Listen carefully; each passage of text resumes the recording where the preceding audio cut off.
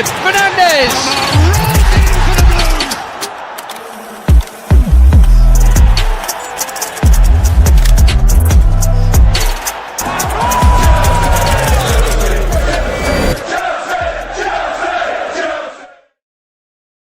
Chelsea, Chelsea, Chelsea, Chelsea, Chelsea, Chelsea.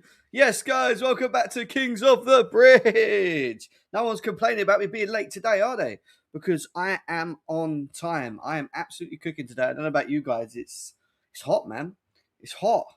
It's hot right now. So even with no sun, it's very humid. Big up everyone that's in here right now. Everyone over on X as well. Say hello. I'm watching in a chat in there. Let me just quickly upload on the chat over there as well. Hello. Oh. How is everyone, man? What we were saying, guys? Good to see you. No Enzo Fernandes bid yet. Eh? No Enzo Fernandes bid just yet. Some people saying Enzo's last game would be against Luton. If he's going, why is he even in the squad? He shouldn't even be in the squad. And that's me telling you that. He should not be in the squad, in my opinion. But we'll get into Enzo Fernandes. We've got the Xabi Alonso presser live and kicking right here for you guys as well. We've got over 110 people in the building already. Big up every single one of you that are in here right now. I'm already getting told to check this, check that. I just got on, guys. How about saying hello to me? Oh, my God. Check Dodgers. Check the Dodgers. Yeah, well, cool. We'll bring it up quickly. It's going to be a very quick... I've not even got to the point of saying hello to everyone in the chat yet. So let me just quickly say hello. Esteval, how you doing? Cookie, what you saying? Rogue, what you saying? Jack, what you saying, bro? Good to see you. La Costa, how are you, man? Good to see you. Jolly's in the building. What you saying? Matt, how are you, brother? Good to see you. Carly, what you saying? How are you as well? Leo, Xabi, Ollie, Couch, what you saying, brother? Josho, Gitinio, Top Bins, what we saying? Wally Waldo, what we saying, bro? Josh, what we saying? Boo. Boo to Arsenal. Everyone put boos in the chat. Boo.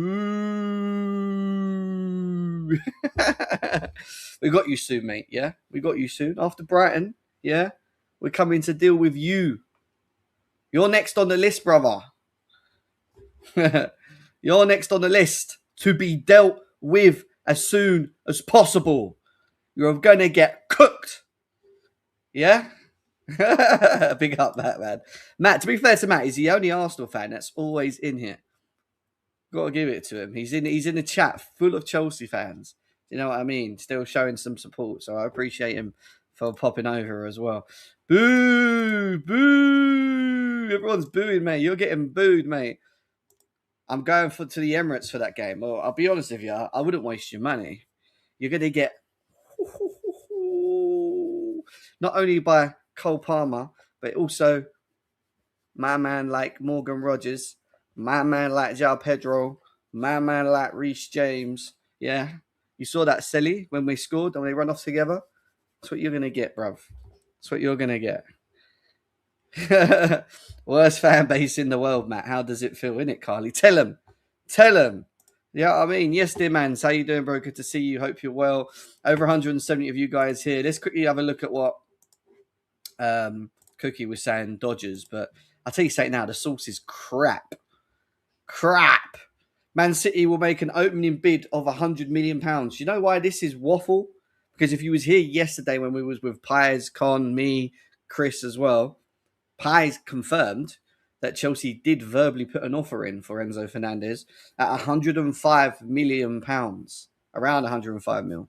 So why the hell would Man City give us another 5 million off what they verbally offered us as an open bid? This is what you call waffle. Daily Star, like generally. The chief sports underwriter as well, Jeremy Cross. What are you waffling about, mate? What are you waffling about, buddy? What's he waffling about? Yes, Jimmy Blue Jeans. What are you saying, bro? You good? Are you good? Everyone in over on X as well. Hope you're all well. I am trying to keep up with the chat there as well. If anyone's got any questions on that, let us know. We've got over 60 people on the X as well. My man Rogers doing that selly in front of Mikel Arteta, you know? Do you know what I mean? No, 100 million is a waste of time. You don't come to Chelsea after weeks and weeks and weeks, even to this point now, and say, right, we're going to put a bid in, let's throw in 100 mil. What, with the window closing around the corner, you think you're going to try and do this to us, blood? If I was Chelsea and they actually did that, I'd be like, out my face. Backhand. Have a backhand to the face. Don't come to my yard offering me money that is worthless. Do you know what I mean? Big up Mo, what you saying, brother? Good to see you, bro. Chelsea could get 0.5 billion in sales this window. Madness. Yeah, I know, bro. Yeah, I know. And I don't think it's finished there. Nicholas Jackson news to get into. Liam Delap sold for £50 million. 45 plus 5 mil is what we're hearing as well. Enzo Fernandez, we were told, was in the regions of 130 to 140. Some are now saying it's 120. Some are even saying now it's only 100. See, this is where people just don't have a clue. A diddly squat clue, mate. Do you know what I mean? We've got 20 minutes to the live presser. We're going to be hosting it right here for you guys as well. I've got it up on the back. So we'll be going through Xabi Alonso's comments as always. But we've got Nico Jackson to get into. All of it. You know, we've got... The structure does matter because effectively, Couch, if with it being this late in the window, whatever that figure is, has to be, in my opinion, high in net, right, Matt? Because we need the money. Need the money to go and replace this guy. So you got to be giving us some serious dough. Serious dough. I can highly doubt. Big up everyone, by the way. Hope everyone's doing well, and I hope you're doing well, Jem, as well. Yeah, all good, bro. Dark days ahead, unfortunately. I think we're getting close to it. But look, I think that's bogus. If that's the opening offer, obviously, I just doubt it's going to get to that point. I think you've alluded this on every single stream pretty much for the last, let's say, week and a bit. Yeah. I think the only bid we're going to see coming out is the one which is accepted, in my opinion. Whatever else you see, I think is just going to be nonsense because you're coming in with an opening bid of 100 million. We've got, a few days left of the window. What has Pistori been talking about allegedly in that time?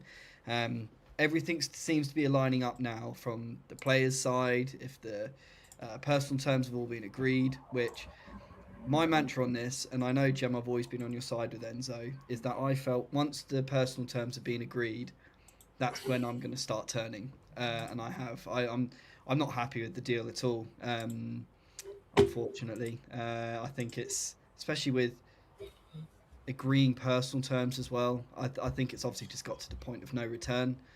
But look, you've got one career, but I think it's crazy to have that sideways quest to Man City, in my opinion. I'm a bit, very, very pissed off and disappointed now for sure. So all on for that big game against Man City, because my word, is that going to be a big game. And we are going to see Caicedo versus Enzo Fernandez. But Caicedo, we'll see. Listen, we've still got a replacement to find. We're being told that Alex Scott's not available, Morton's not available, so I think there's a lot that's going on. And I put a tweet out this morning, and I'm telling you, I weren't too happy. I had to pull it out, because I don't like this incentive of what people were saying. Ryan, how are you, bro? Good to see you as well. I've liked the stream. Big up. Everyone do what Ryan's doing, man. Run the likes up. Let's try and get us to 100 likes before Xabi Alonso comes out at 1:30, guys. Like I said, we'll be showing the presser here for you guys as well. So make sure you keep an eye on that. I'm now being told daily again. All right. I want to try and get through the bits that I've got before he comes out, guys. I'm trying to go through the bits. Let me have a look. What is Daily saying about Palmer? Is it worth looking at?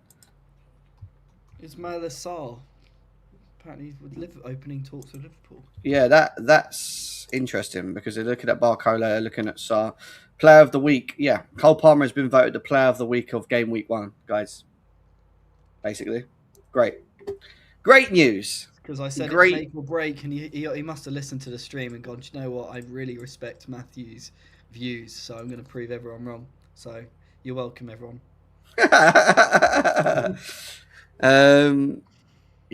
Are we live later? Potentially, yeah. There's talks about a later live tonight if we don't get any news late afternoon. I've got a meeting at 5, so I hope there ain't anything around that time. But it might be a bit later on tonight from what I've been told. that we get. Again, it just depends on the news, guys. This moment in time, I've been saying to people, they keep asking me when you're going live. We are so up in the air with our lives at the moment because we don't know what's going on with Chelsea, and we're trying to judge it based on the news and what's going on as well. So all I can say to you guys is subscribe to the channel, put your bell notifications on, and be ready. Because shit's about to go down still. We got a lot to get through. Do you know what I mean? Big up Toby, bro. Good to see you, man. I hope you always says, my dream would be Liverpool also failed to sign Sarr after failing to sign Minte, and Arsenal foul everyone. And then we go to the final bidding days of bidding more for Neto. He's hoping they all come after Neto, basically. Jim, your lives create bombers. Well, yeah, we had one yesterday on the live. Liam Delap, 50 million. I was driving in the car when that happened. You said he crashed, didn't you? No, it was just something I just was like, it was when they said about the fee as well. It's just like, I can't quite comprehend what Forest have done there. I mean, it's great, but what are they thinking? Like, one goal. I think you got to big up. I think you got to big up Blueco for that deal, mate. I'm not going to lie. One goal last year in the Premier League and managed to get 50 million for Liam Delap after buying him for 30 mil. This is ridiculous. What is this madness? How have they even done this? We are officially, in my opinion, the best-selling club in the world. I'm putting it out there, in the world. We sell so well. I don't you name me another deal in the last 2-3 years, all right, 2 years, say, that's as mad as Liam Delap's one in terms of what he did the year before. So there was no real market value there because he was poor, to what we received the year after. In 1 year, by the way, back to back. Comes to Chelsea, a summer later, we sell him for more than what we bought him for, and we make a profit. It's crazy. It's just, I have no words for it. I mean, you have to kind of put your hat off to Blueco, but we shouldn't have got him in the first place. So it's really difficult. But you gotta give it to them. They know how to sell a player. There's obviously assets within That's them good as well. So. All of it. How you doing, Benji? Good to see you, bruv. All the time, Jim. Look at the deals we pull off. Yeah, I know. It's a madness. Even the Enzo one's quite mad though. If Enzo goes to 130, we're on course to make who would have thought after buying Enzo Fernandez for 105 million that we could potentially be selling him for 130, 125? No one in their right frame of mind would have thought not only are we making our money back, but we're going to make profit on top of that sale as well. I just find that mad, absolutely mental. But yeah, Disasi anyway has been confirmed to join Crystal Palace on a loan, 26-27. Everyone at Chelsea wishes him well. Fucking cool, Disasi. See you next year, innit? Until we meet again. Do you know what I mean? Because that's what it is with Disasi, isn't it? Until we meet again, Disasi. You know what I mean? Hopefully he has a really good season at Palace. They get so excited that he becomes like an icon at Palace. And then Palace go, what do you want? And we go, well, this is why we didn't want to sell him last year. We're looking at around 40 mil for the Sassy. That's all our money back. Knowing how we sell, it'll be 60.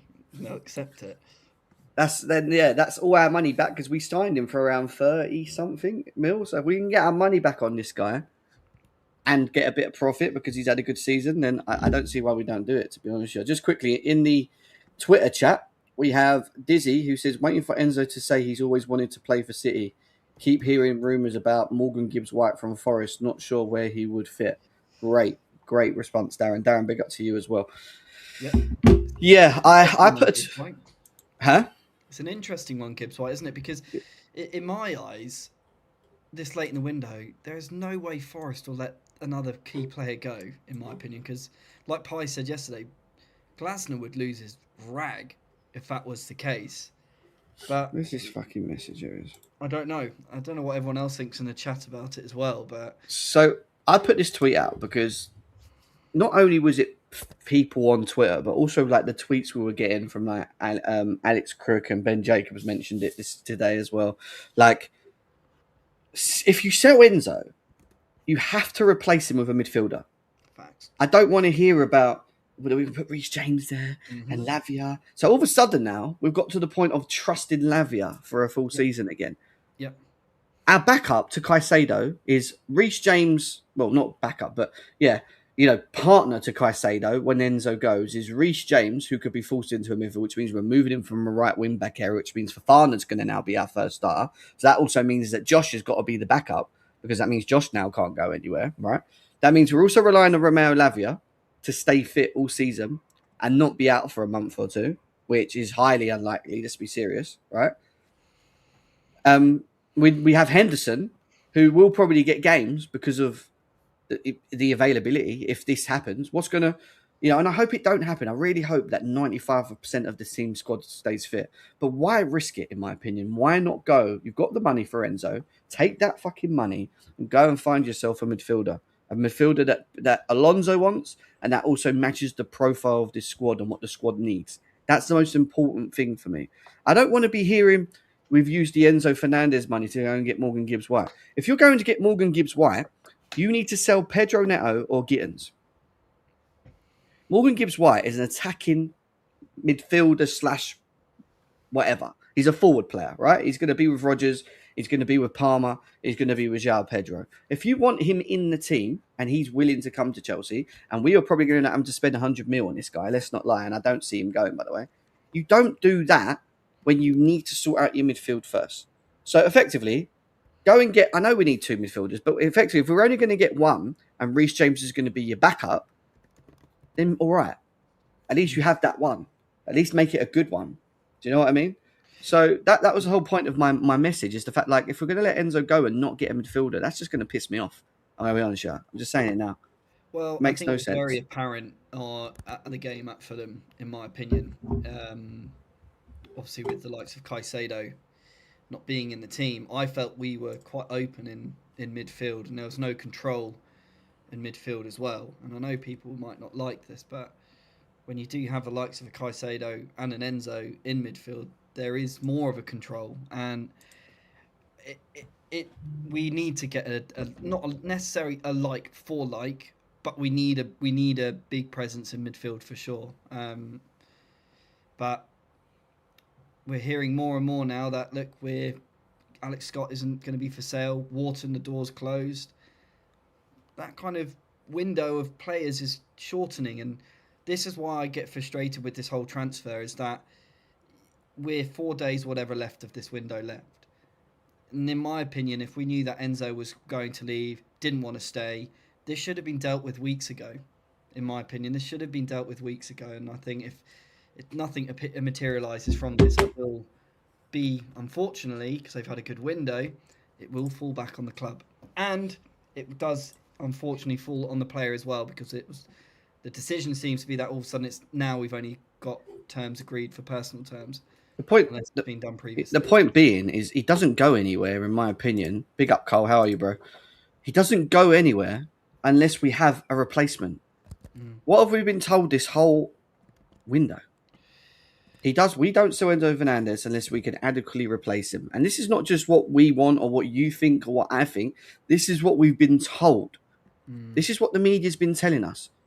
So if you believe, and if you don't believe certain ones or the other, Fabrizio Romano and David Ornstein have clearly come out and said Chelsea need to have a replacement lined up, and they also need to receive an offer that is they're likely to accept. Basically, not any stupid offers like 100 million, for example, like we just saw from the Daily Star, which is just not going to happen. Do you know what I mean? It needs to be a serious bid, is at the end of the day. So Man City just need to bid. I think, some people think that Man City are doing it on purpose just to kind of give us problems, Matt, in terms of like the replacement, and like do it last minute, and then it kind of weakens us and kind of strengthens them in a way. Do you know what I mean? But then it just backfires, because all we're going to do then is go, we can't find a replacement. So they won't get their player.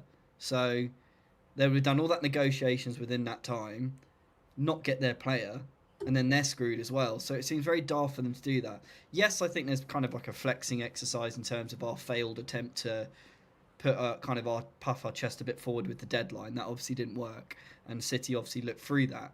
But yeah, I mean, I can't see anything like that at all. Even Orny said it might not be like, but again, what does that mean? Because that can mean various things. One, that could be like for like in terms of the profile Enzo Fernandez is, which you're not going to be able to get. So if it's not a like for like, it could be another midfielder who is more of like a structural DM, which again I'm fine with, or someone that's a bit more of a sitter or a partner Caicedo. You know, when you then start saying it's not, you know, and this is the difference, and it's not been said other than from Finn Jacobs, who mentioned it earlier, where he said if Chelsea don't go and get a midfield replacement, then they're looking at a potential versatile attacker. Pretty sure that's what was mentioned. My only other issue, James, I personally, I just cannot see how Enzo can stay in his team now, in my opinion. Because we had this that he wanted to go to Madrid in the beginning of the summer. Okay, great, fine. But the fact that they're pushing so hard to go to a rival... GT. Do you know what I mean? Like that to me is, I don't think there's any point of return. I don't think we've seen this where a player at this level and this stature within our club is pushing to go to a rival. I don't think I've ever seen that. Yes, Madrid, we respect that, we'll get food chained or whatever. But this Man City, this is why I'm a little bit like, I just don't think he can be in a Chelsea shirt again. Just getting away from him for a second, because I know we're going to talk a lot of him and it's getting dominated by it quite a lot. But there's some other bits as well. Obviously, Graham Bailey said that intermediaries have offered Chelsea and Tottenham the chance to sign Emi Martinez, with Aston Villa looking for the options to move the 33-year-old. What do you feel about this, Matt? Because I've seen a lot of people mixed on this. Some people saying anything's better than Sanchez, bring him in. We've looked at the stats compared to him and Sanchez. There's not much difference really in terms of it from a stat point of view. But you are talking about someone that is more vocal, a bit more of a wild card, shall I say, on the pitch as well. Would you entertain the idea of Emi Martinez along with Penders, and then just concede that Penders might not play most of the first season and maybe just, I don't know, it's more like a stopgap? I think all their eggs are in one basket, mate. I think they just are putting full trust in Penders, in my opinion. They don't want to have to pay any more money. They don't want to have to do any more contracts for any new goalkeepers, which, look, we all know Sanchez should have gone years ago. We all know he's shit. He's been like this for years. But I think they're just putting all their eggs in one basket for Penders now, in my opinion. If they are, though, but does that not mean that he should be starting, or does that mean that... This is what I'm saying. With that, then yeah, for sure. But then what they're saying is that, well, we'll use Sanchez because he's got Prem experience, and then we'll try and bring Penders into the team.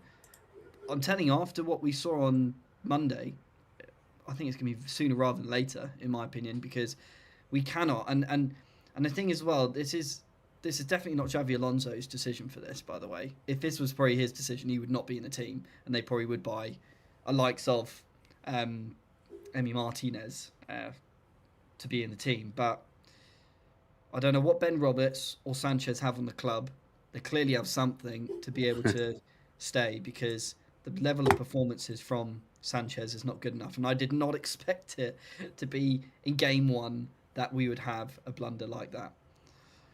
Coney or Camera, also Monaco are trying to buy Sarr from Spurs, which could open up Cam. I just think there's so many wild...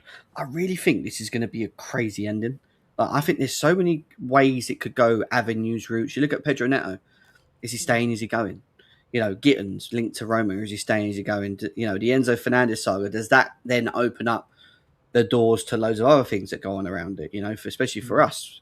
You know, you look at what Man City are doing and the way they're moving. You look at the way Tottenham are still trying to find a left back.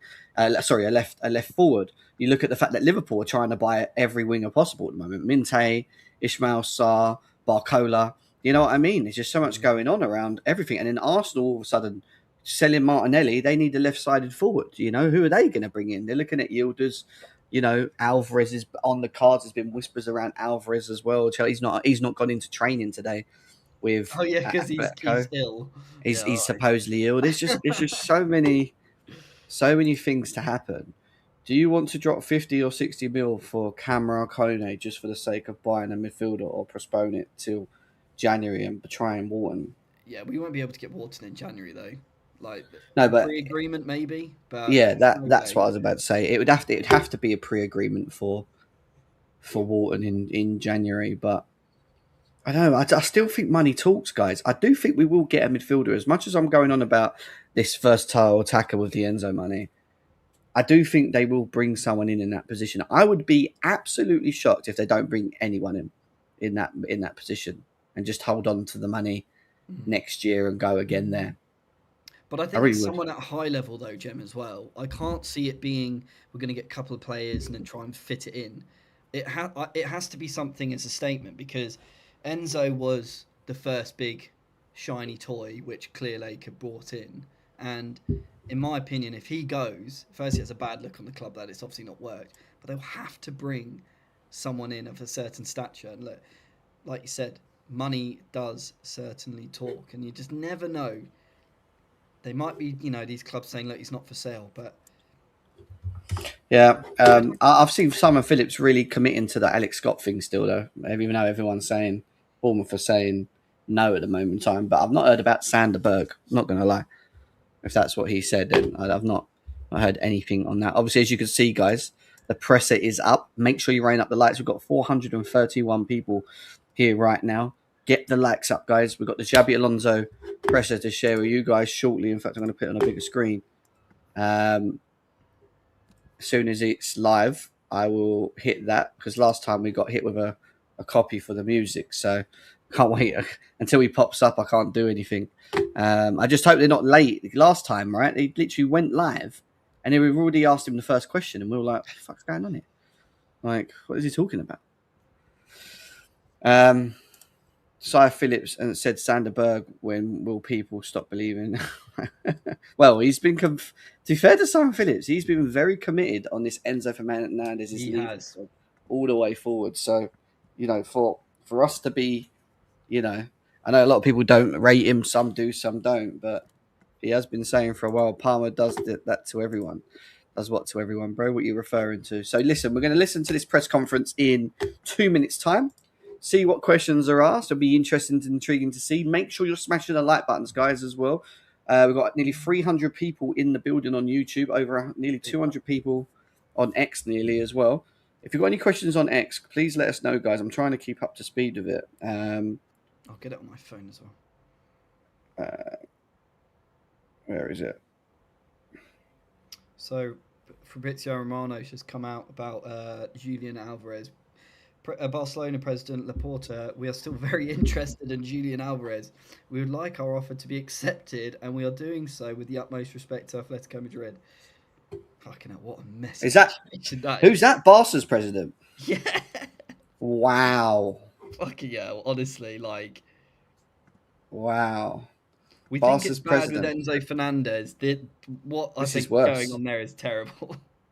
Yeah, but the thing with him is he's pretty bad, because he's like, he's that booing and then being ill and then he walking off the pitch and like he played and he wasn't even like, it was weird. Like, I don't know, man. He's definitely done. He's definitely done. He's had enough. We haven't got long, guys. Anyway, we'll be bringing this up shortly for you. If I hear Lavia got a knock today, if I hear any injuries, I swear down, man. Oh my god. Alvarez is going to be the next Felix. Oh, Ciao, Felix. Yeah, please make sure we do that as well, guys. I appreciate if we can do that. Come on, before Xabi Alonso pops up on this screen, which is going to be any time now, run up the likes.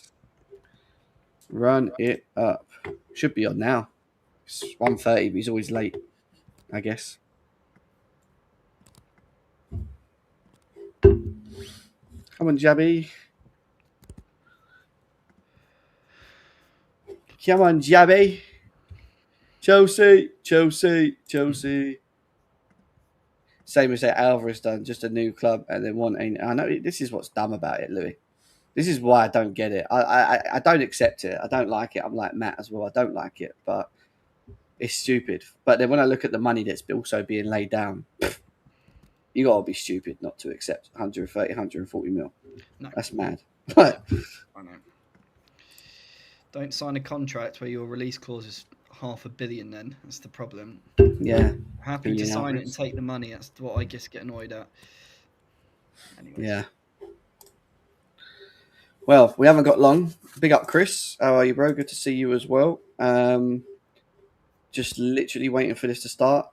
Any time now. Anytime now. Hello, exclusive. Alonso is stuck in traffic. Presser delayed for 20 minutes. Nonny season. You're like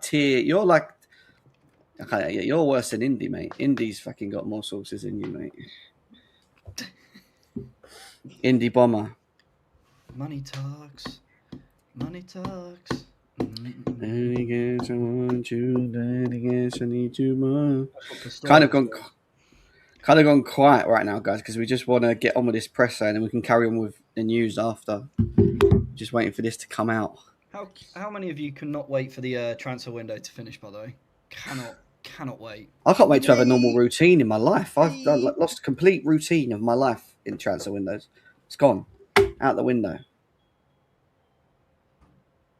Daily Fab, just here we go. The presser is only live. Presser before Brighton as well. What? Oh, this presser is only live. Presser before. Daily just tweeted this presser is only live before press Brighton as well. Oh, this is only one. Oh, this is only one presser basically. Is what he said. Oh, okay. Nonny season saying he's loving this transfer window. Of course you do. Fed up with the transfer window, isn't it, Ray? Fucking. He has been dropping bombs this window. He has, Louis. That's all he ever does. Just bombs everyone. He goes, have that, mate.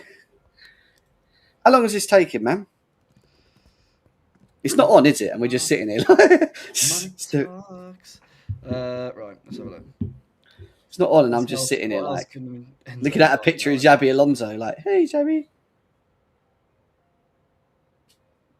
Yeah, you're Let's right, see what he says. Yeah, it's going to be a crazy end to the window, though. Unfortunately, we're in the detriment of it, but this could, I mean, what's the word? From one side to the other, it's just a massive ripple effect of what could happen. Great timing. Has Fab dropped a video, is it, as well? Interesting. Is there a new video out from Fab? What's Dreamer saying? I'm trying to keep an eye on this presser before he pops up, but if there's a Fab video, we'll go to that next. Let me mute, mate. I'll have a look. Go on.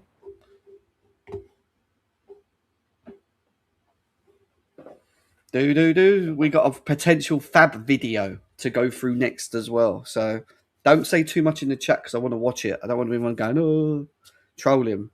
If you're trolling, bro, we've got problems.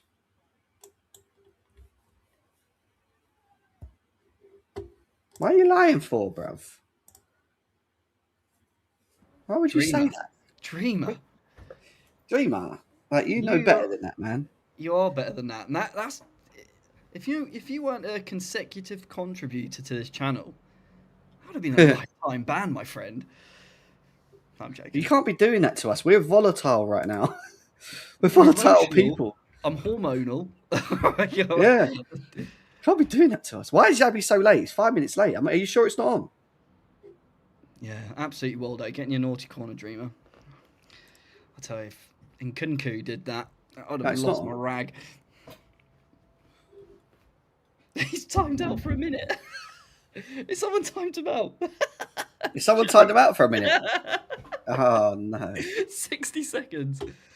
I think I timed out Nkunku for about 1,000 minutes or something. It's not happening. Here we go. Good to see you. What's the latest with Moises Caicedo and Marco Palestra? When are they likely to be available? Not for tomorrow. Let's see. Hopefully that Moi can make it for the weekend, and maybe we need to check a little bit more with Marco. Were there any fresh injury concerns after Monday night? No. Cole's absolutely fine? Yes. Will Marty Penders get an opportunity in goal tomorrow night? He's in the squad, so he has an opportunity. So we will decide and giving the team tomorrow to the players. So I prefer to respect that way, that they know first. I won't ask you about every member of the squad, but do you expect Enzo Fernandez to be involved tomorrow evening? Yes, and so we expect that he's involved. He's trained. He's training really well. He's a good professional, and he will be involved. Would you like him to remain a Chelsea player after the transfer deadline? We want to have the best team possible. We know Enzo, his qualities. He has shown it, and we have to wait. But we think about tomorrow, and let's see how things develop. What conversations have you had with Robert Sanchez after Monday night? Because he got a lot of criticism for his role in those 2 goals.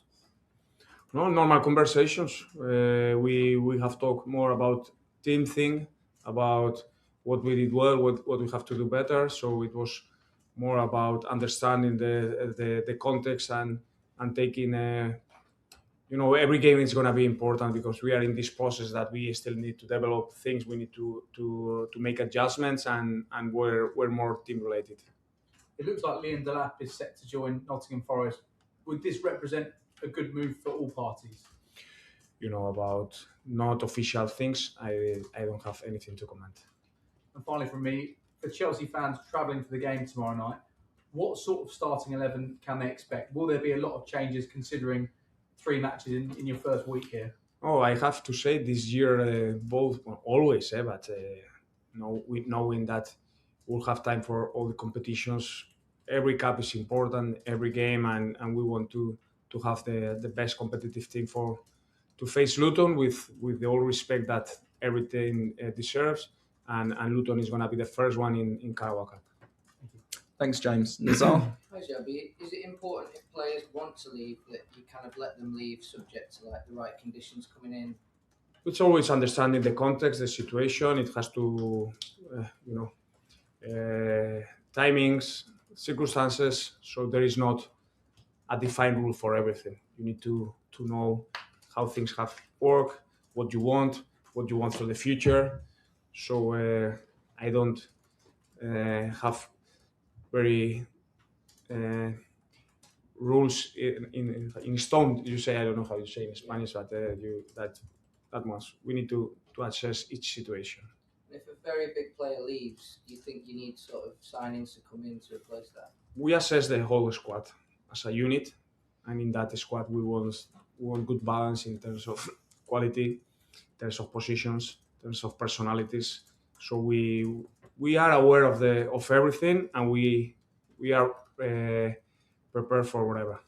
And could I just ask about Pedro Neto? He's in a similar, maybe from our position, similar to Enzo Fernandez, and he's also played wing back for you quite a lot. Is he happy with wing back, and how do you see his situation? Well, wing back, winger, you can call it whatever you want, but the main thing is the quality of the players, that they adjust, and that we have balance and with the players around that makes sense, that make the team better, and that's always my main focus, that the team is better with the qualities and knowing the best quality for each individual player.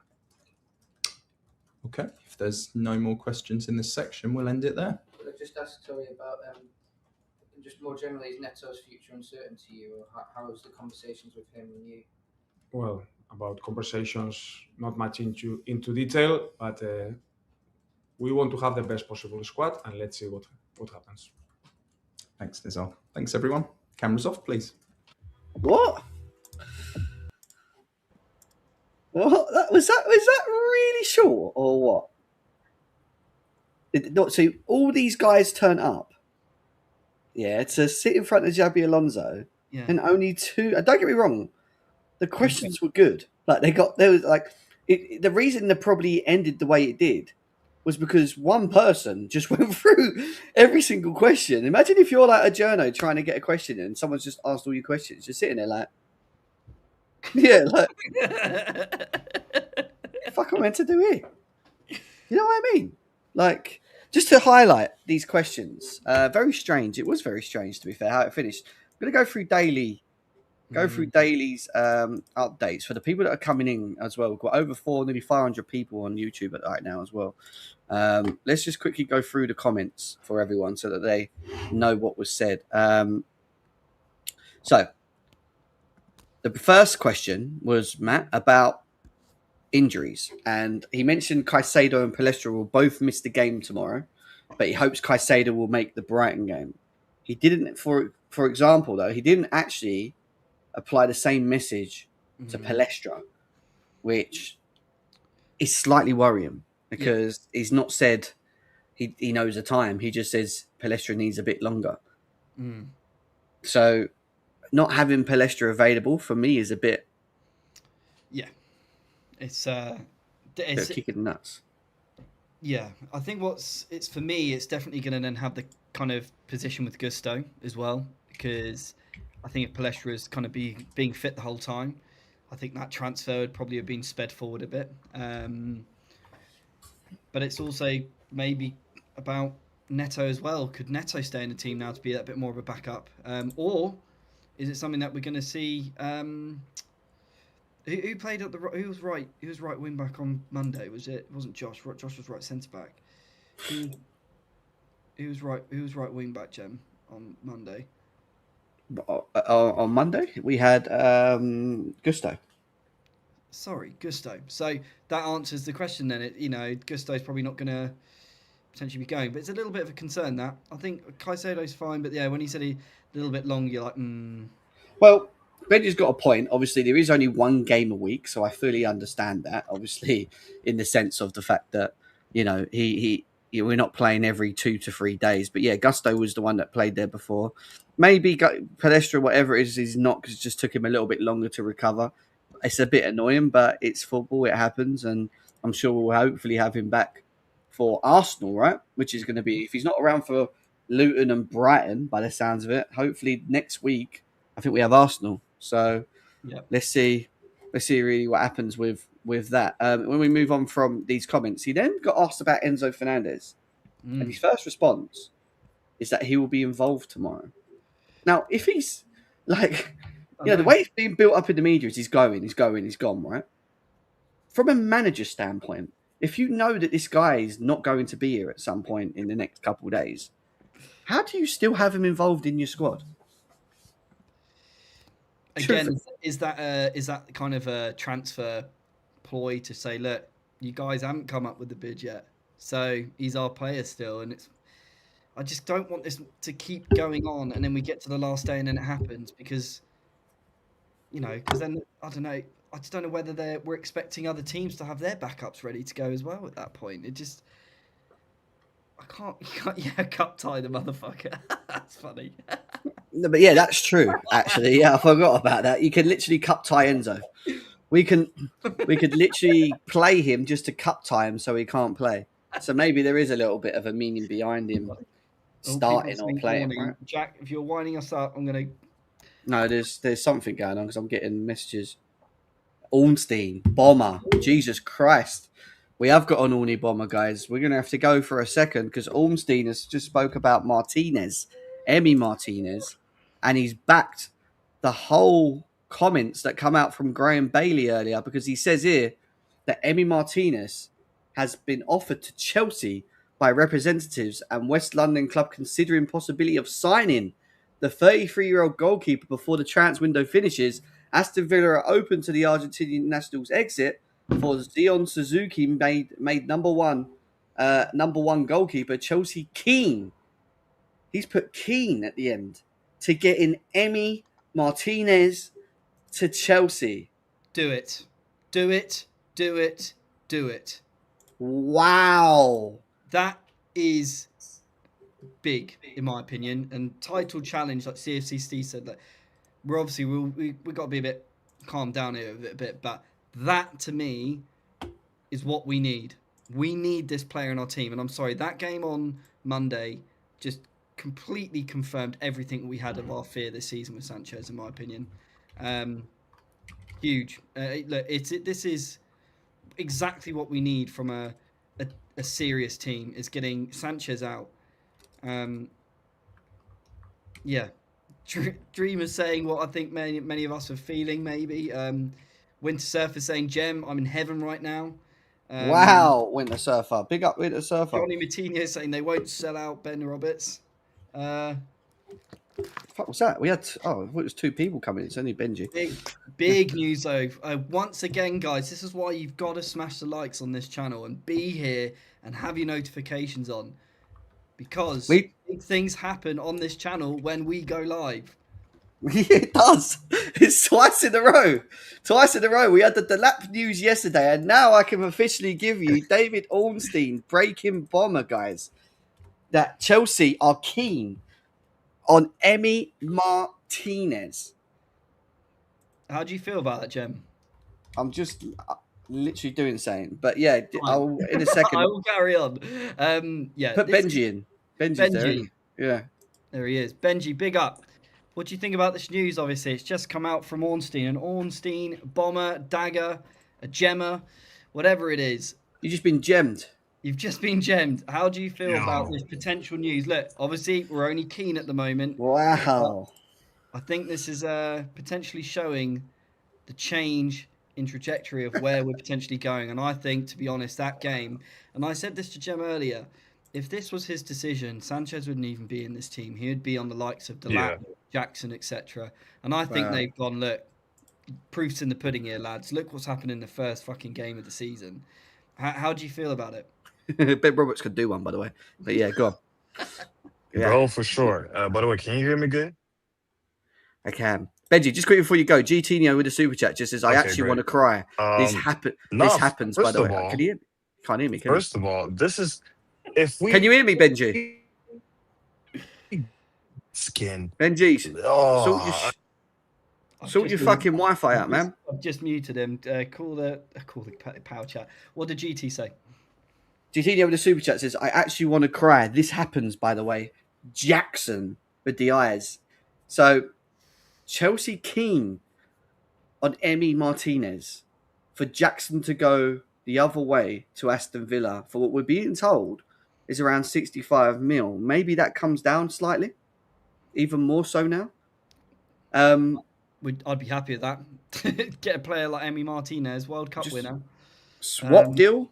Because that's another thing people don't realise. To do these deals that we're doing, it has to be permanent sales. It can't be loans. So this is Chelsea buying. Emi Martinez, from what I understand. And this is Aston Villa buying.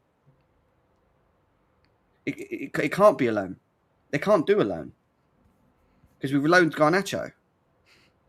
It has to be permanent sale, right? Because we're not within the 45-day... We're not outside the 45-day bracket. So my next question is, what have the dealings been with Juve and trying to get Emi Martinez? What's the sort of fee we're looking at here, Jem? Fee? Yeah, what's the sort of fee? In terms of a fee, I'm not going to lie. This could possibly be a really cheap offer. Can someone confirm to me quickly how long he's got left on his contract? In fact, let me have a look. Emi Martinez, his contract, because this is massive. And what does it mean for Sanchez? What does it mean for Penders? Who's staying? Who's going? We're not having 3 goalkeepers here as well. There's just so many questions that have just come out of the Oni bomber, man. He's honestly just fucking bombed this shit up. Emi Martinez, how long has he got left on his contract? Has anyone said yet? Anyone know? He's got 1 year left. So if he's got 1 year left, you're looking at this goalkeeper being potentially around 15 to 20 mil for Emi Martinez. Maybe 15 mil we're talking about here. This is going to be a cheap deal potentially for Chelsea, depending on what Villa put forward. Remember, he is not their number 1. He is their number 2. Zion Suzuki, who's coming in, has been confirmed as a number 1. But the big thing here at the end of it is it says Chelsea with our little badge, by the way. If you now hashtag CFC, you see the little badge pop up now on here on X, are keen. He's not said like they're not interested, they've waved it off and everything else. He's put keen. Like they're keen to get this done. Has that Robert Sanchez display against Fulham already triggered Xabi Alonso to ask them to look for a goalkeeper in Emi Martinez? Has it? Because it feels like it, boys. It really does. Chris, I'll let you answer that. Big up, Chris. Yo, yeah. I mean, I just come on to see. I've completely missed everything, so I am flabbergasted. I don't know what's been said in the press conference. But I'll just come on, and I've just seen that on the screen. So I'm yeah. Another bomber, Chris. We had a bomber yesterday and a bomber today. We're bringing out the bombers as soon as we go live. You guys just know when to go on, don't you? I mean, yeah, we did look at him the other day on the stream, and there isn't that much difference between him and Sanchez. And people did say in the chat as well that there is a few mistakes in this guy. He is quite hot-headed, but he seems to be a good character, a winning mentality type character. He's been there and he's done it. So if you are going to be going through moments where you need in the season, you need clutch moments, Sanchez, Martinez could be that guy. And look, listen, you take anyone. So, yeah, this is a shock to me. 39 seconds ago, Chelsea are in negotiations with Martinez camp over a possible late move. The Argentinian goalkeeper has been offered to Chelsea, and Suzuki will be the starting goalkeeper at Villa. As per David Ornstein reports, talks are ongoing.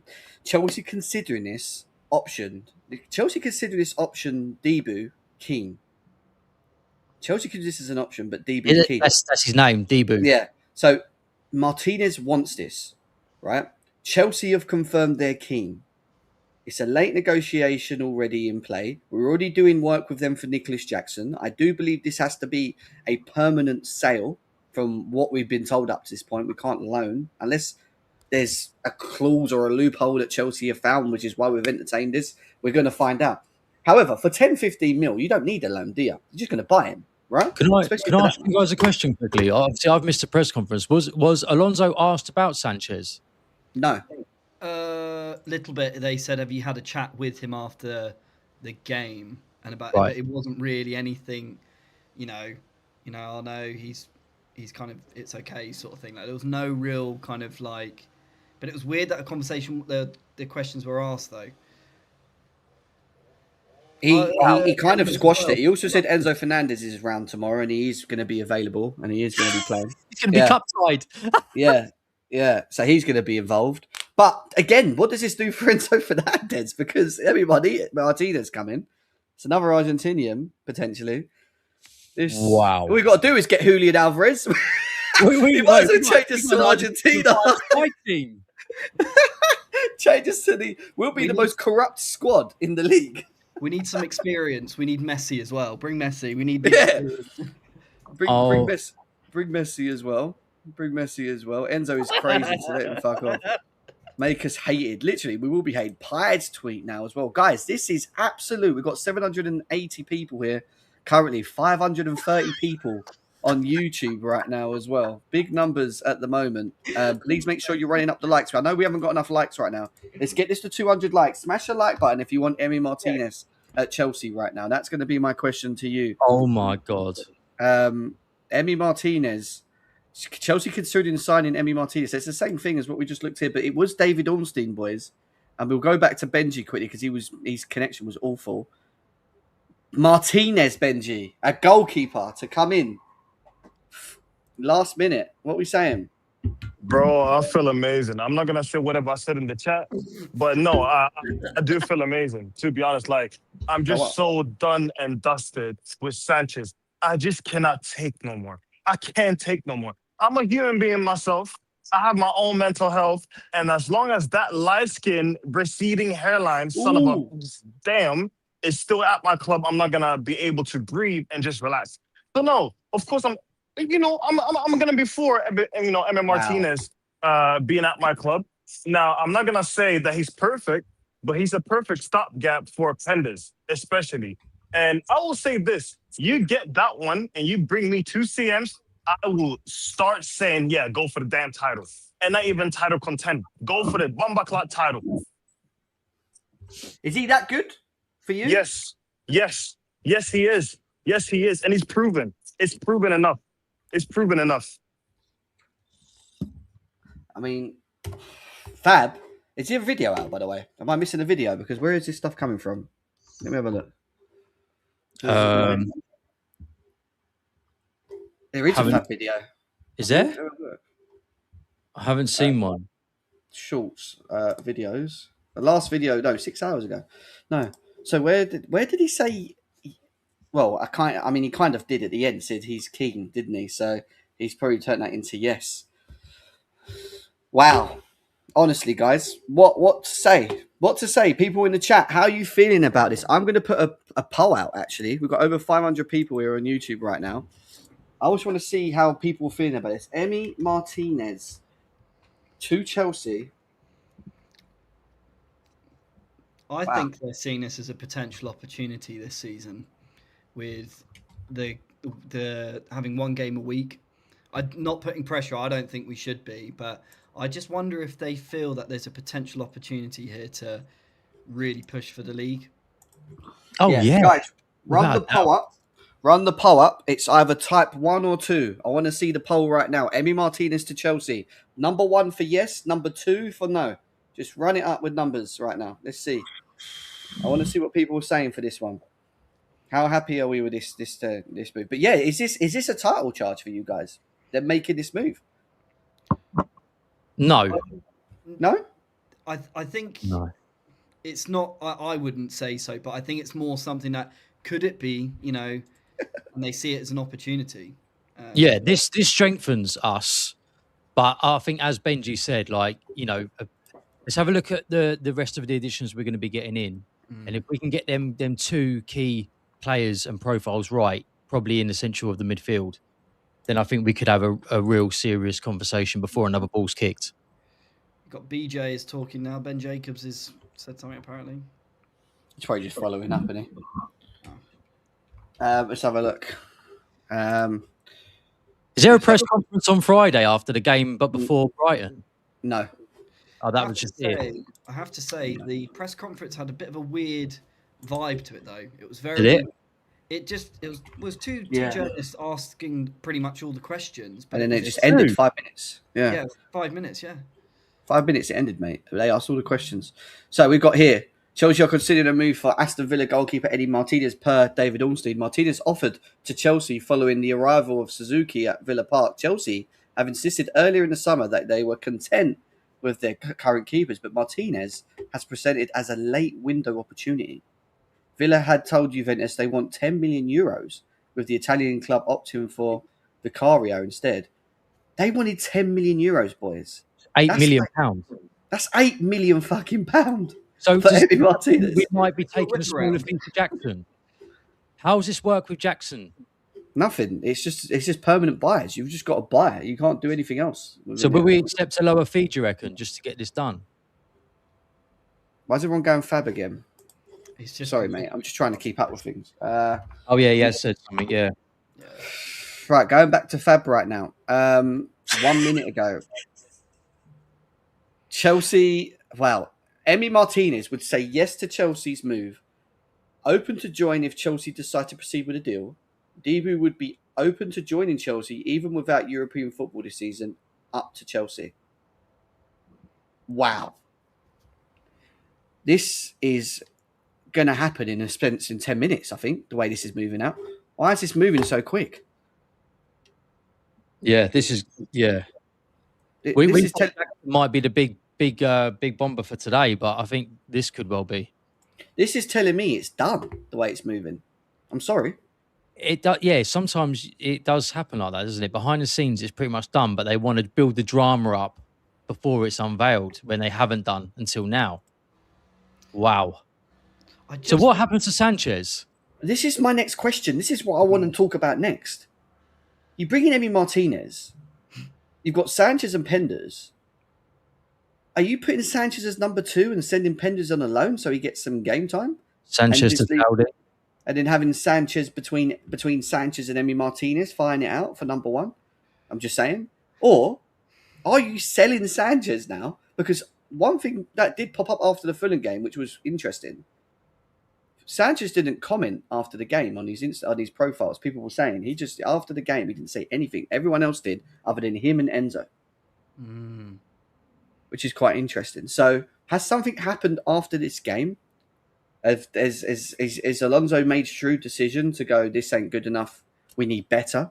And is Sanchez now up for sale? Are we now going to see a sale of Robert Sanchez? Or, like I said, is it someone is he going to be the second goalkeeper and we're going to utilise Penders as like maybe a loan?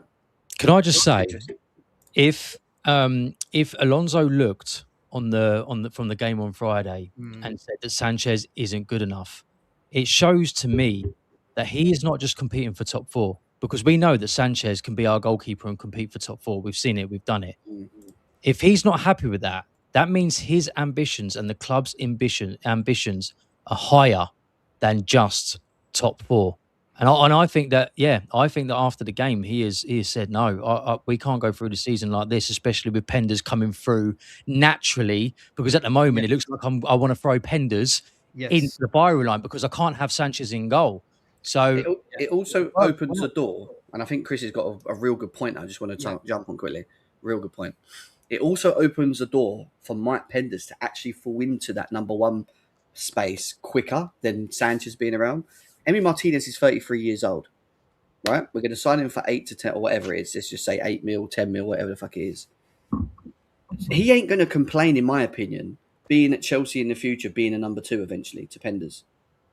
So I think this is a case of he comes in, he does what he needs to do. Maybe he helps us compete, whatever, I don't know, or challenge. That's a separate question, which we'll get to. But having him with Penders rather than having Sanchez with Penders tells me that they're looking at a pathway of we need something now, like what Chris says, someone that's going to allow us to maybe compete a little bit more. Maybe Xabi Alonso's thinking a bit further ahead here. But also integrate Penders in a lot quicker, if that makes sense, for the future. Do you know what I mean? So you have like him as your second goalkeeper. So there's just so many things going through my head right now. It could be so many various ways. I don't know, you know? It's mad. He won't get a long-term deal. He won't. That's my point. So is he just going to be... Is this a stopgap for Penders in a year or two? Because you know you've got a 33-year-old goalkeeper who's decent enough to be in the Premier League, who can actually do a lot of the basics as well. I mean, we looked at the stats, Chris, between them both. There wasn't much of a difference, was there? It wasn't crying out. So my next question to you guys, and I'm going to say this now, is bringing in Martinez an upgrade to Sanchez, meaning that we're not only looking at Champions League football, we're looking at maybe a bit further ahead with him? Yes, I think it's certainly going to make us solidify top 4, and I think we can't be on the periphery again. That's, as a club, we can't be doing that anymore financially as well. We need to be every season now being in the top 4, and I think culturally as well, it's a big thing. Sanchez for me is not a confident keeper, as from a culture point of view. He's a very nervous guy. He makes the back line nervous. I think someone like an Emi Martinez is that mentality monster. Look what he did in the World Cup when he won the World Cup. A big part of that team. And I think, again, bringing in shrewd signings for now in terms of Henderson. Look, I know we might not see much of him. A Welbeck. But Henderson and Martinez in particular are serial winners. And I think it's a no-brainer in my opinion. For 8 million? Easy. I can't bear it. Sorry, go on, Chris. No, sorry. I was just saying that he's on 150 grand a week at Aston Villa, so he'll probably take a bit of a wage cut. But I reckon a 2+1 deal for him. But this looks like it's attainable now. But you're right. I mean, could you imagine him and Lacroix at the back? How much of a beast they'll be together. Oh, that's a good I think point. before. I don't think Emi Martinez had his best season by a long stretch last season, but I'm now thinking back over, and he has had some proper clutch moments for Aston Villa over maybe just before last year, like over the last 3 years. Like at one point, I thought like he was unbeatable. So he's definitely got it there. Benj, how are you feeling with this? Man, like I said before, people say waffle, but don't see the bigger picture. Me, I'm seeing the bigger picture. Okay, if you only get this, it's still going to be top 4. But I do think we're going to add some more pieces into the squad, the next coming 5 days. If you can get this, for example, and 2 midfielders, right? You can get a Kone, Kamara, plus a Warden. Bro, I'm not going to be shy no more and be like, yeah, you know what, top 4, maybe push second. I'm going to say, now, Alonso, to be honest, you have all the tools for 1 game a week. You should actually just push for it now. I'm not saying go and win it, but I'm just saying you have to be in the conversations, meaning 6 points and below. You have to be there. 6 points and below is not really too much to ask for if you get all the pieces that you need. The defense is fixed. The goalkeeping is fixed. The captaincy is now there. Now you have the added quality and seniority in Hendo and the other one, Wolves. And then now you have JP Morgan or whatever people call it, right? So that's just my view. If people disagree, then fine. But I just think we do have enough to title challenge. Like I don't even think people understand what shit of a team Arsenal had when they went for a title challenge. We have even a better team than that, in my opinion. Yeah. Winter Surfer says, lads, I'm around for the Sanchez leaving stream. Let's go, Winter Surfer. I've sent you the link, bro, so you can come and join us if you want, man. It'd be good to get you up as well. Thank you for the super chat, bro. The Chelsea guy, big up to you. Domestic double with Emmy is what he's saying. Wow. Well, it's a real big mentality. What's the word? Mentality monster in the between the sticks. And I think Chris brought out something really important for me again. You think about Lacroix and Colwell and the leaderships that we've missed in the past, and you bring Emi Martinez in with that as well. All right, he might not be A-tier goalkeeper. We're not here saying that like we're bringing in the next Courtois or Czech. Obviously, he's more at the later stages. But what you're bringing in is another experienced individual at 33 years old that's won things, that's loud. He's not shy of shouting. He's a leader. You know, he's vocal. And I think that gives a lot. I think that really does give a lot, you know. So we've got some more tweets to go through as well. Dodgers is apparently tweeted Saints. Let's have a look at what Dodgers is saying. He's saying, yeah, we know all this. That's not new, is it? It's on Instagram. So Fabrizio's Instagram says Chelsea considering Martinez as an option as a possible late move based on what's going on. Yeah. Based also on what's going to happen with their other goalkeepers. What the fuck does he mean by that? Ooh. Chelsea are considering Martinez as an option as a possible late move based also on what's going to happen with their other goalkeepers. I don't think Sanchez can take the heat. I don't think Sanchez is ready to take the heat again. I think he's had enough. Good, well, but then that shows, Chris, he's not at the level required then. No, exactly. Exactly. But we knew that. And, you know, I have to give him his due. I mean, the boy's never given up, has he? He keeps coming back and back and back. Same mistake. He does not give mosquito. up. Yeah. Is that annoying mosquito that just keeps biting you and you're like, fuck off? Oh, no, yeah. I know that. That's Enzo Fernandez. No. Calm down now. Ben Jacobs. Links with Emi Martinez and Chelsea have been on and off all summer. On and off all summer. Downplayed by Chelsea sources during pre-season, but now a late window debate over whether a new number one is needed. Martinez is open to the move. Mike Penders is viewed as having a big Chelsea future in the long term. Does this go back to what I just said earlier about you bringing Emi Martinez? He'll probably be on a shorter term contract, 2 years maybe, guys. He fills in the stopgap for that period. Penders then becomes all right, the second goalkeeper to him, but you can integrate Penders in without worrying about Martinez being a second because he'll be happy with that, being at Chelsea anyway. And then you've got yourself a proper goalkeeper that's there as a backup that can come in when you need him to come in. And even if Penders has a bit of a fall off because he's struggling in a period, you can just go back to Martinez and just you know what I mean? The priority still seems Penders, but it now seems that they're sort of prioritising his development a lot better by making this. Exactly what I was about to say. I was exactly about to say. Oh, sorry, Matt. No. But you probably said it more eloquently than I would. So, absolutely. Chelsea. Wow. It's all the same stuff. People keep saying there's new tweets. Chelsea are now late. Chelsea have now having a late window debate over whether a new number one goalkeeper is needed. Well, he obviously is, because why would you bring this out, boys? I'm sorry. I'm a firm believer when it comes to this stuff that when there's a lot of talking going on and stuff going on in the background, and remember I said to you about the official bid about Enzo, for example. Like when that comes out, I know it's done, right? Why would they bring out all this news about Emi Martinez, if it isn't been done? Let's be serious. We're obviously behind here as well. Like, truly, this is for me. This is done. I'm just saying it now. I think this is done. Yeah. This is too much news coming out at once, and then all of a sudden we're starting to hear things out the woodwork. Oh, they're thinking about integrating Mike Penders' future, and this is maybe the better way of doing it with Martinez being 33 years old, 2 years maybe. We might offer him a 2-year contract. Arguably, the big question here, and I've got Andrew here as well. Big up the Winter Surfer in the building, man. Good to see you. I know, especially all of us, but, you know, Winter Surfer and me a long time have been talking about Sanchez on other platforms about how annoying it's been. It's done. No way it's done, Jim. Oh, right. Doesn't this remind you sort of like, remember the Neto transfer a couple of years ago?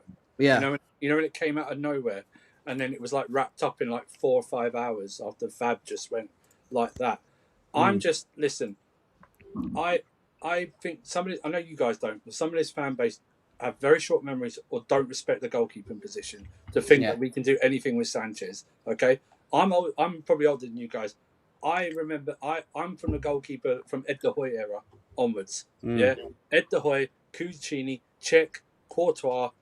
Okay, we downgraded with Kepa, obviously, but then even Mendy for like 18 months. Sanchez has never reached anything that Mendy's done in 18 months. Everyone goes, "Oh, his shot stopping is good," but that isn't that just a required thing for a goalkeeper? That's why you're a goalkeeper. Exactly. He's not even good at that anymore. That's like saying, the striker is finishing is good. Yes, it should be good. That's the whole point of it. It's exactly. The best thing about Sanchez is his catches, no problem. But even the other night, he made 5 mistakes I can recall in that one game where he threw the ball out to Palmer. He threw the ball that pissed me off. That pissed me off. He then kicked the ground and it went for a corner which could have led to a goal. He did a save where his arms were weird like this and it bobbled up off him and it could have gone in. He then does the 100%. First goal. Okay, it's not 100% his fault the second goal, but he played a massive part in the second goal. And he just doesn't he gives me anxiety. Imagine playing with him. Imagine playing with this guy. He gives me anxiety. The only reason that game looks close is because of Sanchez the other night. Facts. That was not a 3-2 game. It just wasn't a 3-2 game. Yeah, it just like wasn't. Andrew. Yeah. Like Andrew. Did you see that first goal? Like, yes. I can just imagine how everybody in this fan base was crashing out. Imagine being a player. Imagine being in that back line, right? And you just see your goalkeeper just concede that bullshit of a goal. But you know the sad thing about this is, though, Benji, the sad thing is, I'm not shocked by that. Yeah? With other goalkeepers, you go, "Oh, I can't believe he did that." Do you know what I mean? With Sanchez, you are fearing he's going to do something like this, yeah? You're always like, that's why, even with our crap defenders last year, when he made a mistake, they didn't want to pass the ball back to him. He's temperamental. You don't know what version of Sanchez you're going to get. They'd rather hoof the ball. This myth about his short passing, is rubbish. That's why we ask him to kick it long. It's shit. He can't pass it. He is detrimental to this. If we kept him in goal, I don't know if this. So I'm presuming this will go through. But if it didn't go through and we kept him in goal, he limits and caps what we can do if you're not going to put Penders in. He just limits it, and he is awful. He's awful. I remember when he first came in, and then remember Jem when he first came in. You know what the story was in Chelsea. He's come in to compete with Kepa. You should have been sacked right there. If a football club released a statement, I'm the goalkeeper coming in, I've come to compete with Kepa. Why? Kepa's rubbish. But Andrew, this is not even the bottom line. The bottom line is Ben Roberts. How is this man still at this club? Yeah, he can go as well, man. Too much. Do you know what really killed? Do you know what really killed me with Sanchez in that Fulham game? Nepotism at its finest. The funniest thing I saw Sanchez do, along with what Andrew said, was we had a goal kick, right? I started laughing. We had a goal kick. All of our players went to the left, right? As you do, right? You all go into the left corner because you wait for the ball to come over there. This guy kicked the ball to the right. Right? No one was over there, and it landed to the Fulham defender who controlled it and looked around, had no players around him, was just like, "Oh, cheers, mate." Do you remember last season, Jem? Jem, do you remember, guys? You remember last season? He nearly ran out of his penalty area because he forgot how many times he was holding the ball. He nearly ran out of the penalty area 7 times. But seriously, right? He nearly got lobbed from Fulham as well. If we won on Monday 3-0, would we be sitting here having these links and conversations right now?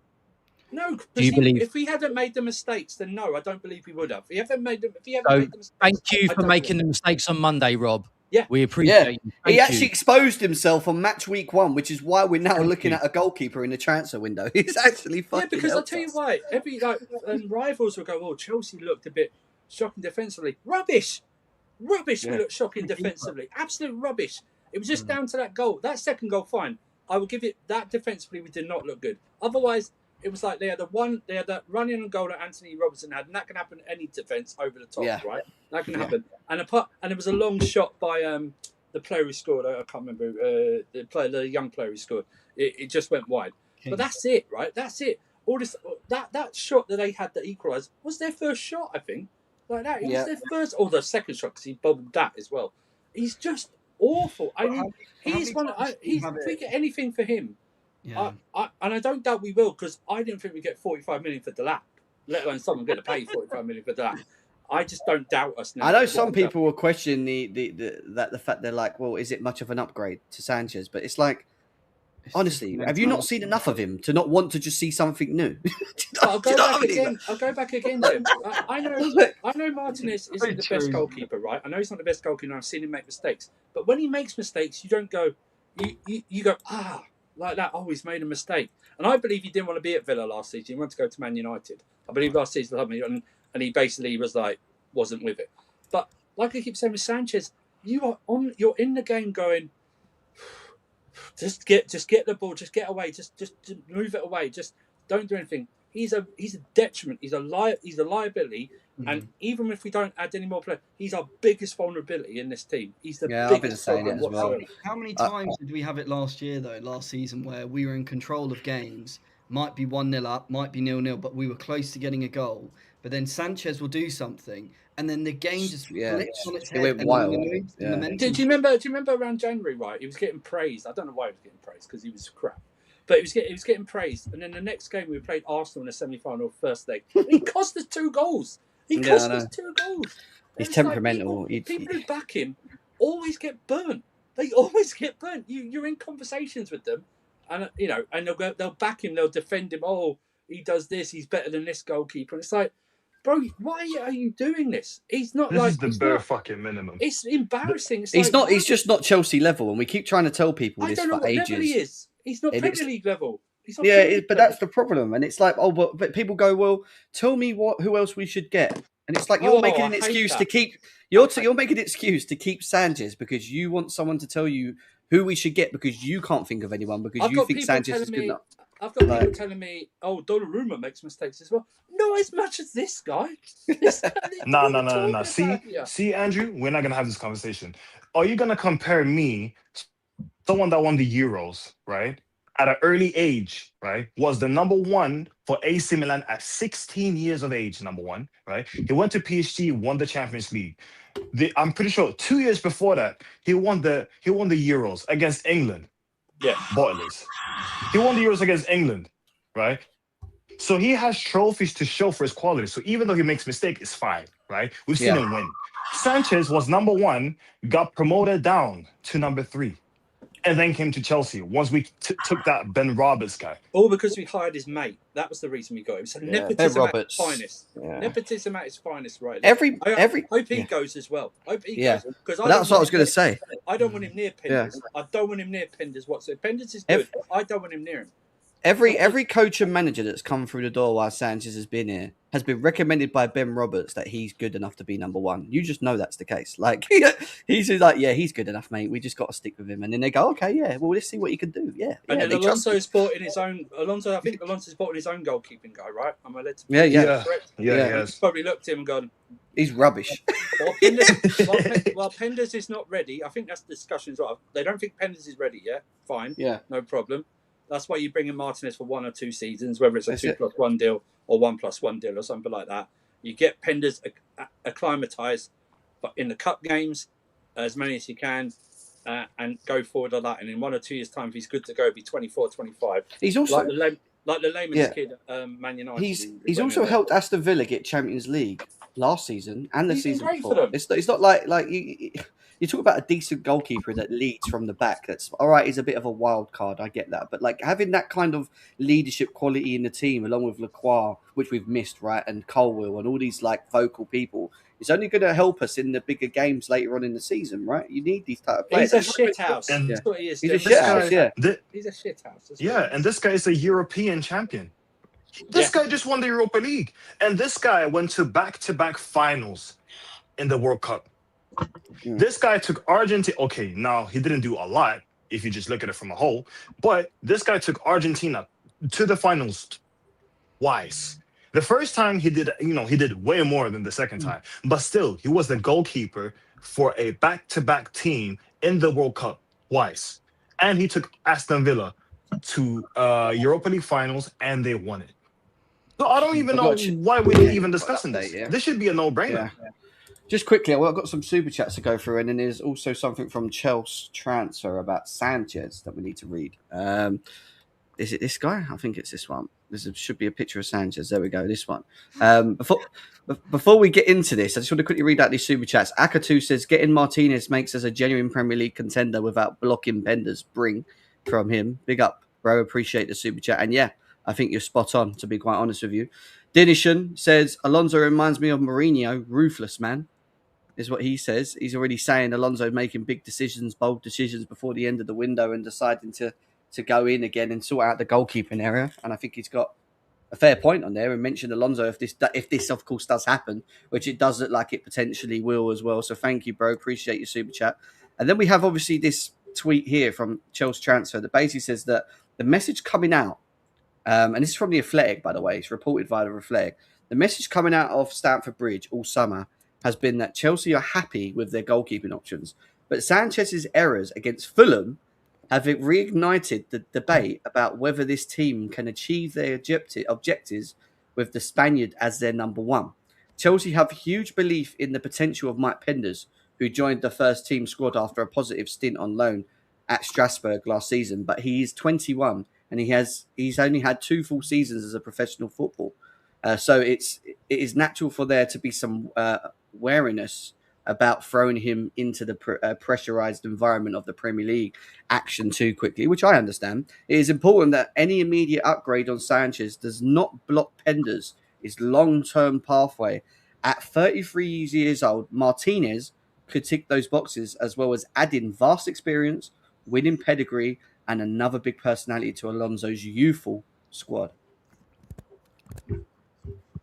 What does that tell you guys? Because I mean, we literally guessed it, and it's now been reported by Athletic that Fulham game is what's cooked Sanchez.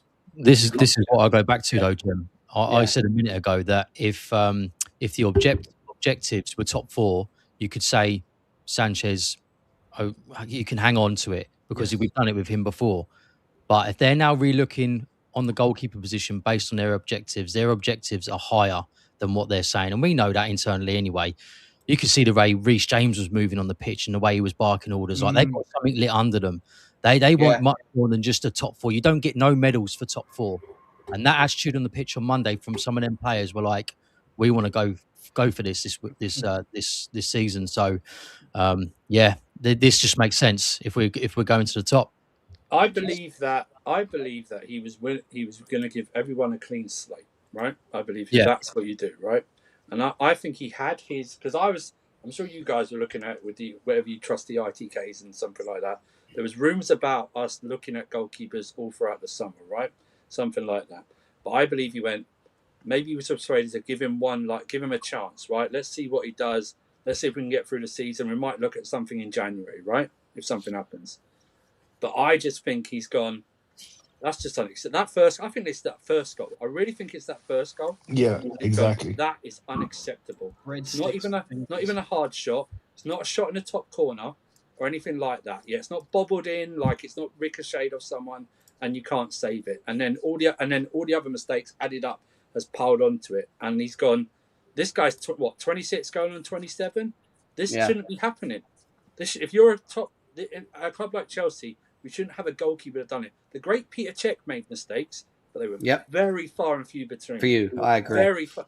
Even when this guy, no. Every season he's made mistakes, and he makes more. Yeah. You know what? People don't realise he makes multiple mistakes per game, but we're not punished. Yeah, but it's not even just errors leading to a goal. It's like what you're saying, and this is what I'm like. I don't understand why some people don't see it. It's like even his distribution, his all-round game. You just don't know what version you're going to get from next week to another of him. He can turn up and be like a Superman goalkeeper for a game, and we'll be like, "Oh my god, what is this fucking Sanchez?" And then the week later, he'll turn up and just go, "I'm going to be a dickhead." Literally. Yeah, we saw that in the Club World Cup, right? The final, he was very good. Everyone forgets the semi-final. He was crap. That semi-final, even the quarterfinals, he was rubbish in that semi-final.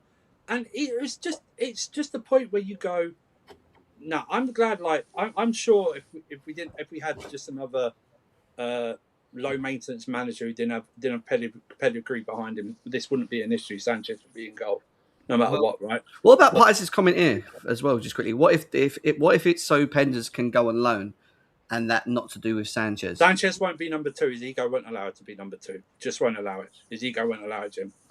It just won't allow it. And you don't want him. You don't want him there as negativity because it can spread very quickly. And we know It won't happen.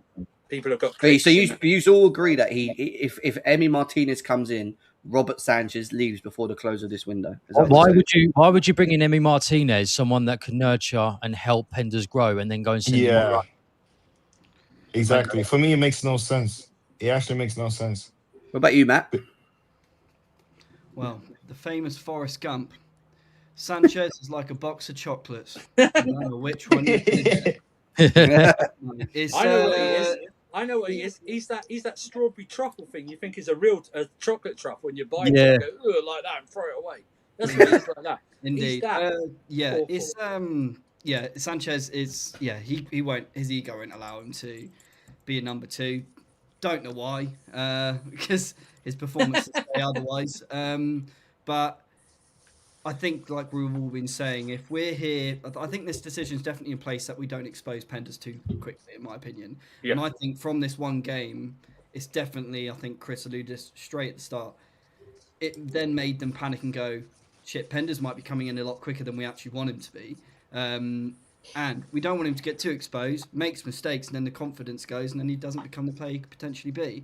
I do think there's that elite mentality of that maturity as well, of Emi Martinez coming in. Obviously, some of his actions, winning the World Cup with the glove trophy, etc., says otherwise. But you can do all that stuff when you win the World Cup and you are the Golden Glove winner. But yeah, for sure, I'm all for this. I've just been sent an image, right, and it says errors leading to goals. It says Verbruggen is on 11 since 23-24, by the way. Yeah. It says Verbruggen's on 11. Robert Sanchez is on 8. Muric is on 7. Emi Martinez is on 6. Nick Pope is on 6. Right. Is that? Do you know what though? You know what though? That's fine with me, right? Because when I watch Emi Martinez, he doesn't give me I don't hear Aston Villa fans say they give him anxiety like Sanchez gives us. Yeah. I don't see it, right? I just don't hear it. I don't see it. Even before Suzuki coming in, Aston Villa fans would have gladly kept Martinez in goal. Do you know what I mean? It's not as if they're going, I'm glad we got Martinez out. He just wants to leave. And Aston Villa know that's why they bought Suzuki in. Yeah. That's all it is. He wanted to go to Man United last year, and that's what it is. I just think it's I hate the word, but the word opportunity springs to my mind here. Do you know what I mean? It has to be taken, Jim, because if we want to do something, well, other teams are scrambling. I know we're scrambling a bit as well, but they're scrambling more than us. Then we need to take it, because I've always said to you, goalkeeper for me is probably the most important position in a football team. It's the head of the spine. It sets everything up, and once they've got a confident goalkeeper, you watch this defence become even more confident. It's mental. It's absolutely mental. I can't believe that on the back of that press conference we just got that. I'm telling you, that is now it's down to Chelsea, right? It seems like it's all on Chelsea's hands now. Do they decide to take on Emi Martinez? I don't think they should be thinking about it. I generally don't. Now that they've how much is the fee? It's going to be so. Juventus had an opportunity to buy him for 10 million euros. So what? Like 8 million. Yeah. But we might have more because of the Premier League tax. Just bear that in mind. Yeah, so what are we saying? 10 mil? Sterling? No. Wait, guys. It's Aston Villa. They love us. They're buying Jackson. If we can do Jackson for 60, just do 10 million. 8 plus 2. That should be enough. 8 plus 2. Also, I will just say, we missed out on an opportunity in a similar scenario for Mike Maignan. I don't think they're going to be making the same mistake again. Yeah. That one fumed me. I'm not gonna lie. Yeah, me too. And we had to sub for Sanchez and Jorgensen last season. Yeah. Just looking at that save that Martinez made against Forest, where he like pulled it off the line. Do you remember? That was ridiculous last season. Yeah. What about the one again in the final, World Cup final? Yeah.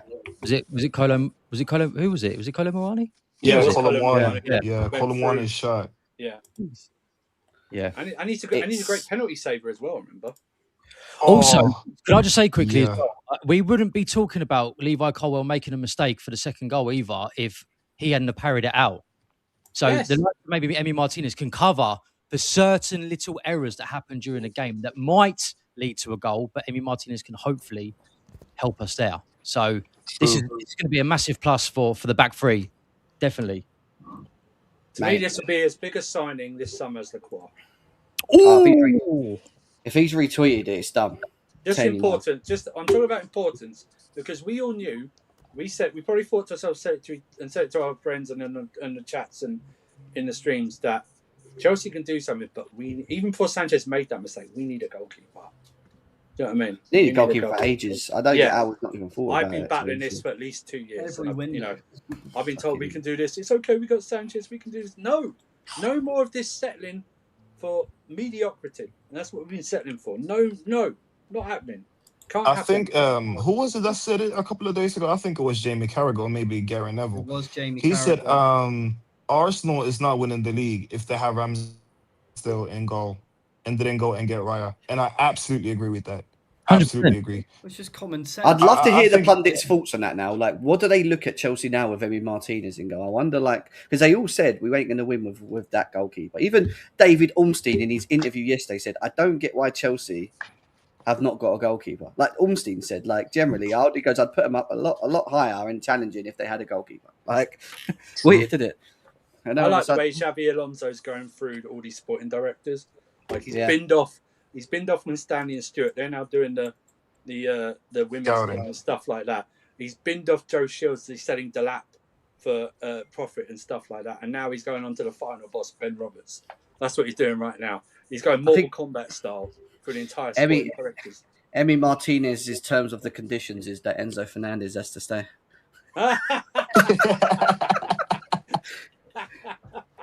I'll come if my buddy stays. I've got Barco there, but we need him to stay, and then we'll bring Alvarez as well.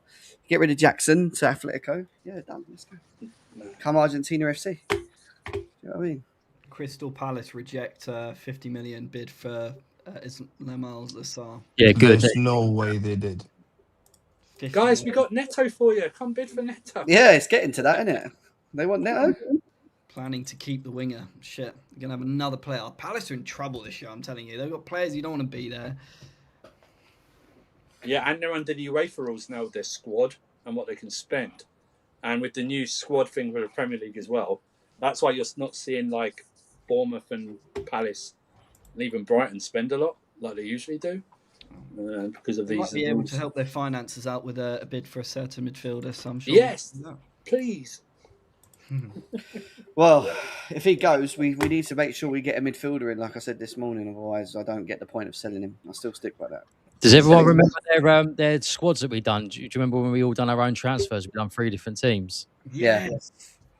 Yes. Oh, what was Lord. that? I'd love to, because Oh, I had my Lacroix. God. I'm pretty sure I had Lacroix in Yeah, that team. I had Martinez in there. I think you had Julian Alvarez in there as well, Jem.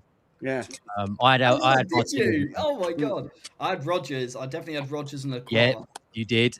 You did. I'd love. Yeah, it's on here somewhere. Someone will have to at us on it. Wow, yeah. Yeah, I don't wanna- Listen, they must be watching our lives. I swear. Lacroix. I don't want to see that They're team. obviously not if Enzo's going, Jem, because my god.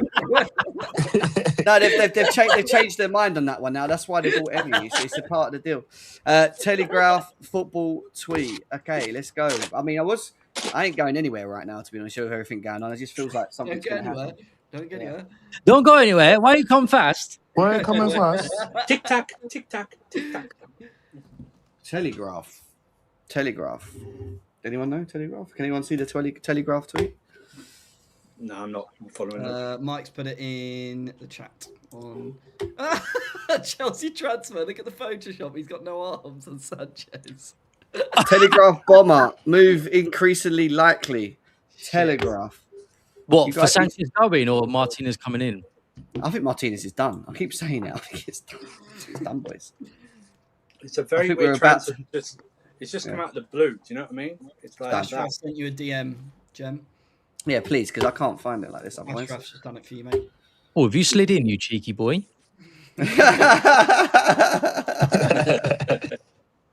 What is all this coming up on us? Oh, I've got so many ats. People just atting me loads of stuff right now. I've got over 500 plus people on YouTube, 400 people on Twitter, man. Big up everyone. Weren't expecting this, was you, mate? Who? Weren't expecting this, was you? No, but, you know, someone did say before we were sitting there talking about bits that Chem always is on when there's bombers, man. Like, I keep telling you, I have links to Chelsea. My dad is Egg Barley, you know? So Chelsea are in talks with Aston Villa over a dramatic late move. Chelsea manager Xabi Alonso is prioritising the signing of a new number one before Tuesday's transfer deadline, and discussions are advancing. This is done, boys. I'm telling you now, this is done. Hang on, though. Big important question. Will he be done in time for Brighton on Sunday? Yes. Sanchez being in there. I believe it's got to be done. Oh no, because it's got to be done by tomorrow because there's a game on Friday. Yeah, it's gonna be done by tomorrow. 24 hours. 24 It'll be done in a minute. It should be done today. It's gonna be done in a minute. I'm telling you, the way it's moving too quick. Dodgers tweet. Oh, you guys. Jem, why haven't you got these guys on like alerts? To be fair, a lot of them just sort of retweet what other people have said, so we've probably seen it already. Oh, here we go. Emi Martinez versus, here we go, Robert Sanchez. Ooh. Right, so Sanchez is in the red, Martinez is in the blue. You can see goals conceded. Wait, is he blue? Yeah. Goals conceded is actually, what's his name? Martinez. Saves at a higher percentage are Martinez. What else we got here? Shot stopping is Martinez. I don't know what that is. SSVA per 100 shots. Fuck knows. Crosses collected. Martinez again. Sweeper actions is Sanchez. Run goal and stuff like that. Sweeper distance is Sanchez. Thrown passes is Sanchez. Long passes, but this could be down to the style of play again, isn't it? Like we play out from the back quite a lot and play long ball. So again, this I don't care. I mean, Martinez is in blue. That also what matters to me. And Sanchez is in red right there. I don't like red. You've had a breaking from Dodgers, but it's more about Xabi Alonso wanting the signing as a priority. Is that what it says on Dodgers? Why can't I see that? Probably it's via Matt Law and Jay Percy of the Telegraph. Oh, there we go. It just popped up. Yeah. Chelsea are in talks with Aston Villa over a dramatic late move. Xabi Alonso is prioritising the signing of the number one before Tuesday. So this is a priority, guys.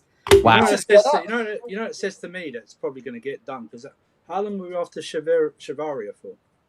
Yeah, and Xabi Alonso gets what he wants as well. Why would we be after that player that no one's ever heard of for that long? Do you know what I mean? Without him wanting him, and he's got every player he wanted. I don't know if he wanted Rodgers. I'm sure that was like a spur of the moment thing like that. I'm sure he would have. I think that was a club signing, but he'd probably say yes to it. All the rest seem to me that he's like, yes, I want him. I'll be honest with you though, this ruthless moving for me is starting to feel like the old Chelsea. And that's early doors, but Chelsea are back. Like what I'm talking about, it's not that it's more what Alonso's doing for me in his moments. Like if you'd have thought about the coaches we've had in the past, we would have nowhere near been looking at this. They'll just be going, "Yes, Bald, if that's what you want, I'll get on with it." So Xabi Alonso's going. Xabi Alonso's watched one game of Sanchez and just gone, "I need a goalkeeper." Imagine we were doing this stream this time last year in that transfer window, Jim. Imagine that stream in that transfer window last year. Yeah. When we bought Gittins and flipping Garnacho for 95 million. Imagine how we would be feeling. I know how I was feeling, but that's just it's just, you know what it is? It's just, it seems to me like if I take everything out, it's just, for me, it's just been a waste of time. Do you know what I mean? Yes. In terms of they could have done this 100%. ages ago. And it's just a waste of time. Andrew, they spent like £80 million on 3 or 4 goalkeepers where they could have just bought one top goalkeeper at 50, 60 mil. And we would have had this problem. Do you remember we bought Slorina and they went, oh, he's the best young goalie in the MLS. And then 2 weeks later, they bought Petrovic. He's the best young goalie in the MLS. Well, who is it? Is it Slovenia or is it Petrovic? But, it's stuff, and they're just not good. They're just not good enough. Like you say, whoever said it, I think it's Benji said, Magnan was there on a platter, silver platter last year. You put in an extra 10 million, and we're not talking about Sanchez. Even if we had a bad season, we're not talking about Sanchez. And I know Magnan's made mistakes. All goalkeepers do. But not to the frequency that Sanchez makes mistakes. Not at all. Absolutely agree. And when James say it feels like the old Chelsea's back, I do kind of agree. But I just want to say this should be the bare fucking minimum. Like this should just. But that's where I stand because. No, do you know what I mean? No. I'm not going against you. I'm just saying the bare minimum for Chelsea, right? This elite institution, which we are, it should be competing in all fronts, right? With 1 game a week, this should be the minimum signing we should be able to do. If you cannot get Diogo Costa from Porto, this should be the next step. Okay, maybe Manuel and then this guy, right? So I'm just glad that we're up there competing now, because now hopefully Enzo can stay, because I still don't believe that he's gonna leave, even though everybody's saying it's done. I don't believe it's done until I see that here we go or Obama. So he's staying. But now I can actually be confident and say, you know what? We can actually compete. We can go toe-to-toe with all the big 6 teams without me feeling scared of, shit, I have Sanchez in goal. Is Sanchez going to do a Carabao Cup, just pass the down ball to Rice so Rice can just pass it into the net? But Benj, we're going to find out in 3-4 weeks. We've got Arsenal away. I'm so glad that fixture is early doors, because I want to see really what this Chelsea are about under Xabi Alonso. That'll be the real telling time. And also, of course, we've got some, other teams that we need to get over the line that, the old Chelsea wouldn't have been able to. So that'll be a big, I big agree.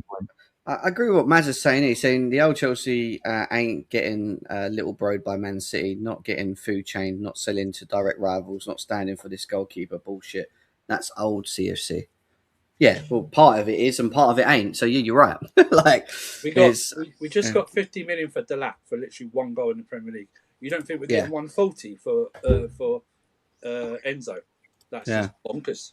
What do you think about the 100 million thing today? I think it's all down to structure. I wouldn't be surprised. I think it's down to the structure of the deal that they would take on. Hey, Matt Laws just said that it's increasingly likely now. It's just come out. It's happening. And he's Aston Villa's biggest aggregator, really, when you think about it. Just think if you're a Villa fan, take a look at their starting lineup in the Europa League final. 6 of them are gone. Just so mad, that is crazy. Yeah. Well, Onana would have left too if he didn't get injured. Announced yet, but I presume he's going. Yeah. I'll say 6 are gone. Like that. Yeah. Onana would have left too if he didn't get injured. Onana was 100% leaving. We got Rodgers and Martinez potentially from Aston Villa. They got Garnacho and maybe Jackson. Wow. Yeah. Wow.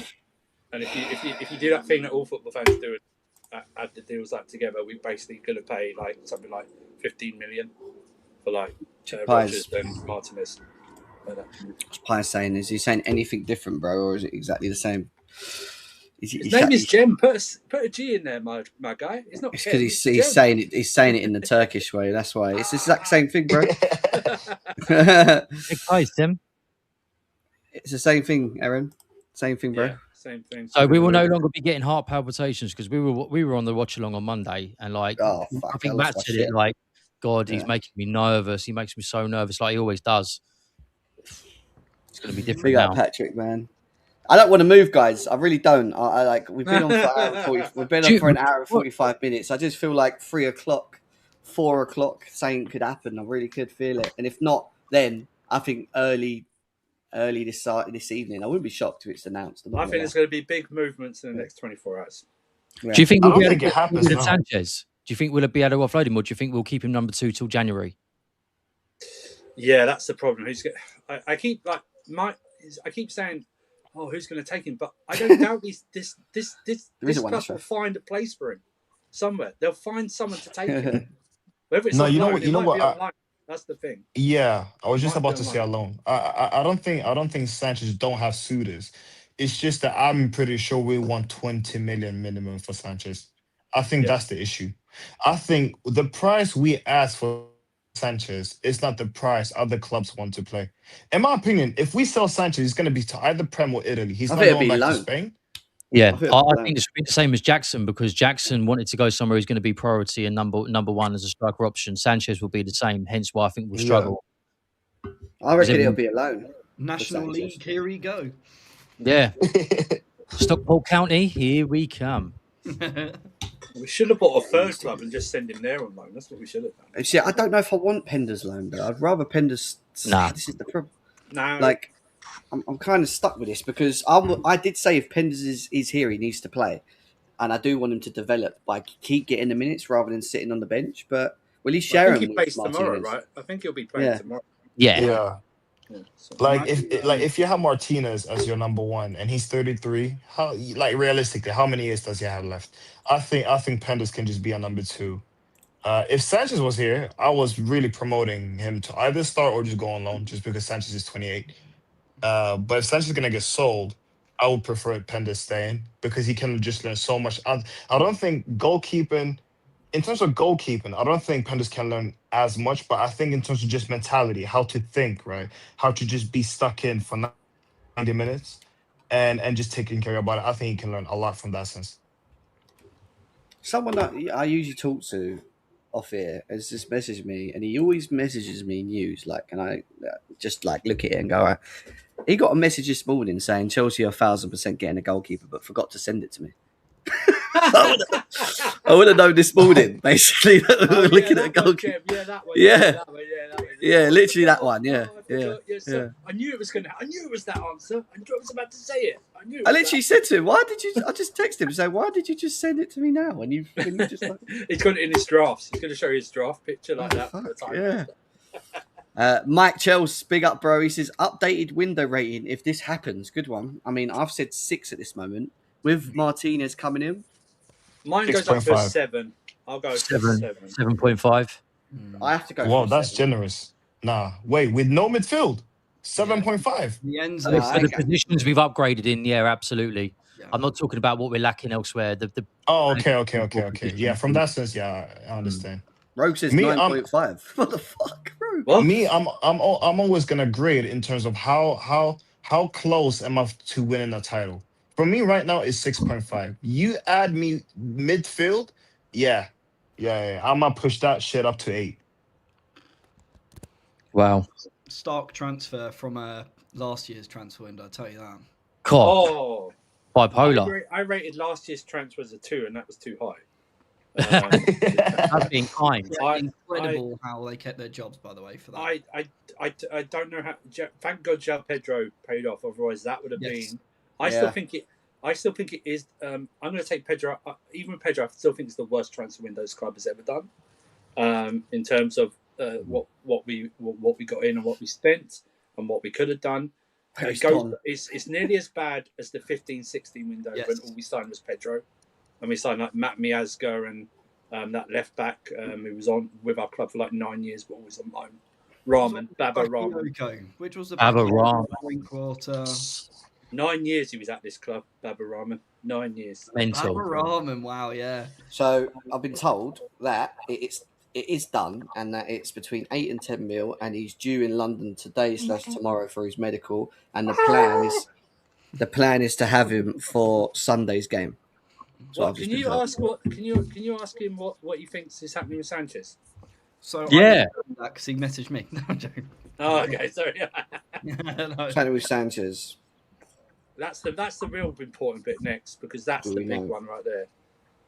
Because Imagine, I mean, Strasbourg bought him on a permanent. I think Strasbourg that would be actually so right. funny. well, they got Jorgensen on loan and buy him as a permanent. Imagine that they had Sanchez and Jorgensen. We're screwing Strasbourg over even more. We're screwing them over even more. I'd feel so terrible. Them ultras would absolutely crash out. God. And that's actually valid. That's interesting what you said. I think we get a here we go with him within the next 2 to 3 hours. That's what I think. I reckon an hour. The way this is moving. So he said that Penders has Prem interest for a loan, and he's also said that Sanchez actually has clubs interested in him as well. Good. There's Take an him. update on That's Enzo, big, by the way. Who? Enzo Fernandez from Kieran Gill. He's staying. Rejected. Is it? Fuck up. Don't say that to Look me. at Jem, he's getting so excited. Can't find his name. You look at Jem Is getting the it? hard on. Is it? Jem is getting the No, it's on biggest Chelsea hard on Dodgers, ever. mate. It's on Chelsea Dodgers. Oh, for fuck's sake! What? This Sorry, is mate. it, mate. Chelsea, right, man. Okay, let me read that. Man City are said to be preparing an opening offer worth 100 million for Enzo Fernandez. If so, it's likely to be turned down. Fuck off. Can I just You tell see? them? I just tell Just them close the door, No, bruv. don't- When they're doing that. Please stop your preparing. Please stop it. It's not. Stop preparing. Give Yeah. us the 140. Give us the 140 or piss off. You know what it is. No, 140 or go. That's Now, what it you is. know what? If someone came to my house, right, and gave me shit for dinner, I'm slapping him in the face. If I don't see these directors slapping Manchester City in the face, we're going to have a major issue. I was asking for 140 minimum, and they're coming with 100 million. I'm not asking for some damn pocket change. Yeah. No, we were asking for 120 2 weeks ago. Why would we Yep. accept 100? It's all around the structure. I reckon that's what it is. It's around the structure. They probably said, look, we'll give you 95 up front with the rest in add-ons. But I reckon they want to go straight, clean cut 100. There you go. But Chelsea are like, no. No chance. Why would we sell him for 100 when Mateus Fernandes has gone for 85? When Anderson's gone for 116? I know he's not the best. His stats back him up. In this transfer market, 120 is what he should go for in this transfer market. By the way, fucking Ginger Anderson went for 116. Exactly. 116. And he's mid. that's been done, by the way. That 100 million has been offered already, and we've turned it down, I guarantee. It's been done already. Embarrassing. Wow. Before I go to the toilet, Pies actually said yesterday that 105 verbal offer got put forward already. So why would it be 100 mil? It makes no sense. I've actually been told just now it's 120 mil base plus add-ons. Also told Chelsea made progress on Scott today. Yeah, Scott will be done. Scott will be done for about 9. Oh, fuck me. Oh, yeah. You see this Alex Scott guy? You know what? Like, I was already criticizing Gallagher too much. You bring me Alex Scott is just going to be a Gallagher with technical ability. That's it. As long as he's not in the 10, I'm fine. Yeah, he won't be, yeah. Yeah, but he won't be in the 10. But the issue is, that's what I'm saying. Like, Andrew, I just like his ball carrying from deep, like as a substitute. I'm talking specific games he can start. I'm a Wharton guy. I would go for Wharton. I know we have to pay for the odds for these players anyway before Enzo got sold. We're going to have to pay even more. I'd slap down 110 for Wharton and just go like that. Just take it. Uncle Andrew, don't you want to, maybe trust in the, little ginger carrot? Oh God, no. I listen. If I don't mind it being one of the options, if I have other options I like better. Yeah, that's what I'm talking about. I don't want to see. I would have gone even this. I don't know what you guys do. If we go Scott, fine. I'm banking all this money. I'm going to Rome and I'm getting Kone. Yeah, I said that. I said that. Great player. As a Santos replacement, I'd get Kone as a Santos replacement. Could we do a cut price on Gittins and maybe that could be a part of the loan? Yeah, because even if there you we don't, go, Matt. Now you're talking. But even if you don't, Kone's only like 40, 45 million. Yeah, max. Con's around. He wants to join as well. So By the way, I didn't see any photos of Gittins in training yesterday. No. I did say that, didn't I? Yeah, that's good. That's good. Take that motherfucker out. But no, Rome have also been linked with that Malik Fofana from Lyon as well. So. No, please, just come and buy Gittins. Just put 50. Just put 50. I'll even accept euros. That's fine. Just come and buy him. Because Jem and Con last year around this time was waxing lyrical about this guy, telling me he was looking good. Who? You and Con told me last year that Gittins was looking good. Benji, you overcompensate things, mate. We said we watched Gittins in a pre-season friendly, and he looked unbelievable. Exactly. That was a pre-season friendly. Brother, you made me believe. You're overdoing it. You make no. Jem, you are. No. This was the same shit Khan Brother. told me about Delap. You were backing Garnacho the whole season. Oh man! Yes, as a backup. Oh, man. As a backup. Oh man! So, Brother, as a backup. What are you talking about? I You literally lose, saw. Benji. You lose. I literally You said lose, to you Benji. that I see when me and Con went and watched Gittins against Leverkusen last season at the bridge. He looked fucking ridiculous. Left foot right. It was like, remember the Mudryk cameo against Liverpool? I was like, what He the did look fuck? very good. This guy looks really fucking good. Like, he looked really, really good. Nah, it wasn't. It was not up to that level. He looked all right. Benji, It was I was all at right. the game, brother. It wasn't that. It wasn't that good. It wasn't that good. Plus, Garnacho wasn't that. Garnacho would have been good as a substitute, and I said this throughout the whole Con's here. time. Ask Con. Con, go on, say it to Con as well. Con, the only time we picked up Gittins was when we was at pre-season. He looked really good, right? Against He did Milan. look good. Yeah, against Milan. Yeah. This guy's trying to cook us as if we said like Gittins was like a really good player last season and stuff. By the way, there's only that one game. Exactly. What the fuck's he doing? And by the way, Benji, Garnacho wasn't good as a starter or a substitute for any of those positions. No. As a sub, as a sub, he did. No. As a sub, he did all right. He did all He's right. defending Garnacho.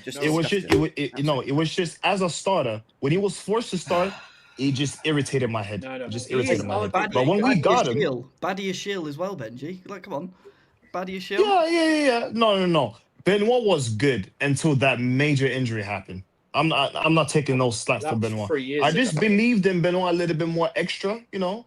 Like, for example, people believe in Levi Jeans. Now, this guy has been shit since he started playing because he plays at LCB, and this guy just sucks defending out wide. So, you know, that could also, you know, just turn up to be something. But, you know, we believe. Con, Emi Martinez to Chelsea, mate. After one game of watching Sanchez in What goal. did I say yesterday, Jem? What did I say yesterday about that Sanchez performance? Hopefully it wakes us up to get a goalkeeper. And you know what? It did. Fair enough, Chelsea, man. I like Emi Martinez. I like the personality. I like his age because it goes well with Penders. I love it, bro. I love it. Thank you, Chelsea, for being serious, man, because we cannot have Sanchez as a number one. We cannot do it. Also, Jem, I've got a little announcement as well for everyone. Go on. So if everyone subscribes and we get to 10K, right? If you know me, I like my football cards, right? Recently, I bought a shitload of hand-signed Chelsea cards, right? So if we hit 10K soon, I will give away a hand-signed Estefao and a hand-signed Cole Palmer card. Wow. So I have a few spares. Whoa! Wow. And it's not like other channels. They're here with me. They're literally right next to me right now. Send pictures to Jem. If you subscribe and get it to 10K, you'll get a hand-signed Palmer and a hand-signed Estefao. Someone said Con's going to be a dad. I did think that. I thought Con was gonna say he's going to be a dad, and I thought, Con, you've got to keep that private. That's between me and you. Yeah, jeez. But yeah, they're all next to me.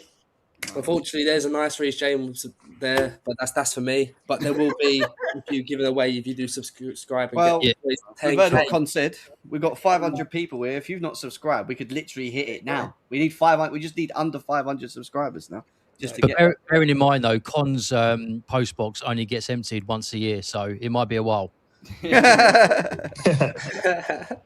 Con is always fair play, Con. Love that. Giving. He's a good man. He love does that. a lot Yeah, for big the up Con, community man. as well. So big up Con. So we've been told that Sanchez has got interest. We've been told Penders has got interest for a loan. So what way is it going to go? We don't know. All we know is that this is potentially done, and apparently we're looking to get him in for Sunday. That's what I've heard. So let's see if that's true. 8 to 10 mil. We're right with that. Yeah. Yep. Ben Jacobs just reposted his tweet about it as well. So It's done, mate. I'm telling you, it's done. They're all retweeting. Fabrizio's retweeting. Let's go over to Fabrizio. I'm surprised he ain't brought out a video yet. He's not done one today, has he? I just want to tell you guys. He's done, honestly. He's done, guys. He's done. Enzo Fernandez is staying at Chelsea after Martinez signs. Oh my Jem, stop manifesting. Oh my god! You can't do that to someone who's dyslexic because I read it that way.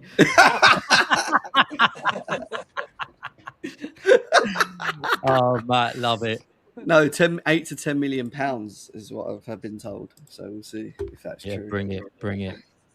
Let's see if it's true. But that's the that we're paying it part of the Maresca fee we got. That's what we're paying for Martinez. We're using that money for him. That's what we think. So maybe City can come in for Sanchez. You know, Maresca, he loved them. Oh man, yeah. You know, maybe Donnarumma can just become a number 2. Maresca want to have this ball playing goalkeeper. Sanchez right there. Donnarumma, he made a mistake in the Community Shield as well, so he should be dropped.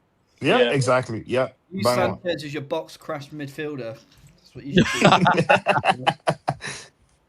Wow. I mean, Con ain't lying, by the way. I'll quickly show you the picture that he just sent me.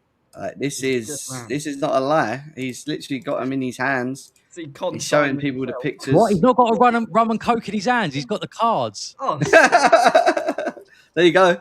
Wow. He's literally there. Look at that. Wow. Palmer, Esteval. Is it Palmer Esteval? Basically. Palmer and Esteval, yeah. Does it count if I unsubscribe and resubscribe now? To be honest, my track record, I might not even be subscribed. So. Yeah, that's probably not subscribed anyway. But the problem is, in the other hand, is 10 signed Robert Sanchez ones. Oh God, yeah, to burn. Sign that himself. Oh, mate. Chelsea won. That ain't happening, mate. No way. Oh, what have you heard, Tim? I hope you want Scott and Walton. Okay, so yeah, and Morgan Gibbs White if Neto goes. Okay, so we're going to be talking about the conversation. We've always said, it'd be good if we bring in a Watson and a Kone, or if we bring in a Scott and someone else. Like, what if we do bring in these two? What does that do? There has to be some sort of. We have to unfortunately talk about the conversations of. Well, it's actually unfortunate. Talk about that we're going to win the league and take over. Yeah. Would you still want another setback? Yes, I'm greedy as hell. Yes. Yeah. I don't trust Levi Jeans for shit. I think Benji's been out all along. Yeah. I've been saying CB a long time. The RCB, we're fine. CCB, fine. But to be honest, that LCB, if you can bring me a good LCB, yes. Wow. Can I something, by the way, going back to this, again, sorry, glazing over Con again. Has anyone else done a giveaway where you've actually got a signed trading card, by the way? I don't think there's anyone else on here who's done that. Oh, there was one for Garnacho, but only Benji entered it last year. So yeah, one subscriber. Yeah, I wanted to. It was Benji's own channel. It was a weird one. Yeah. I wanted to. I was the lucky winner. So I can confirm we are 450 subscribers away from. Come on, guys, look. Oh, I thought you were going to confirm he's signed. I thought you were going to. With the servers like fuck's sake.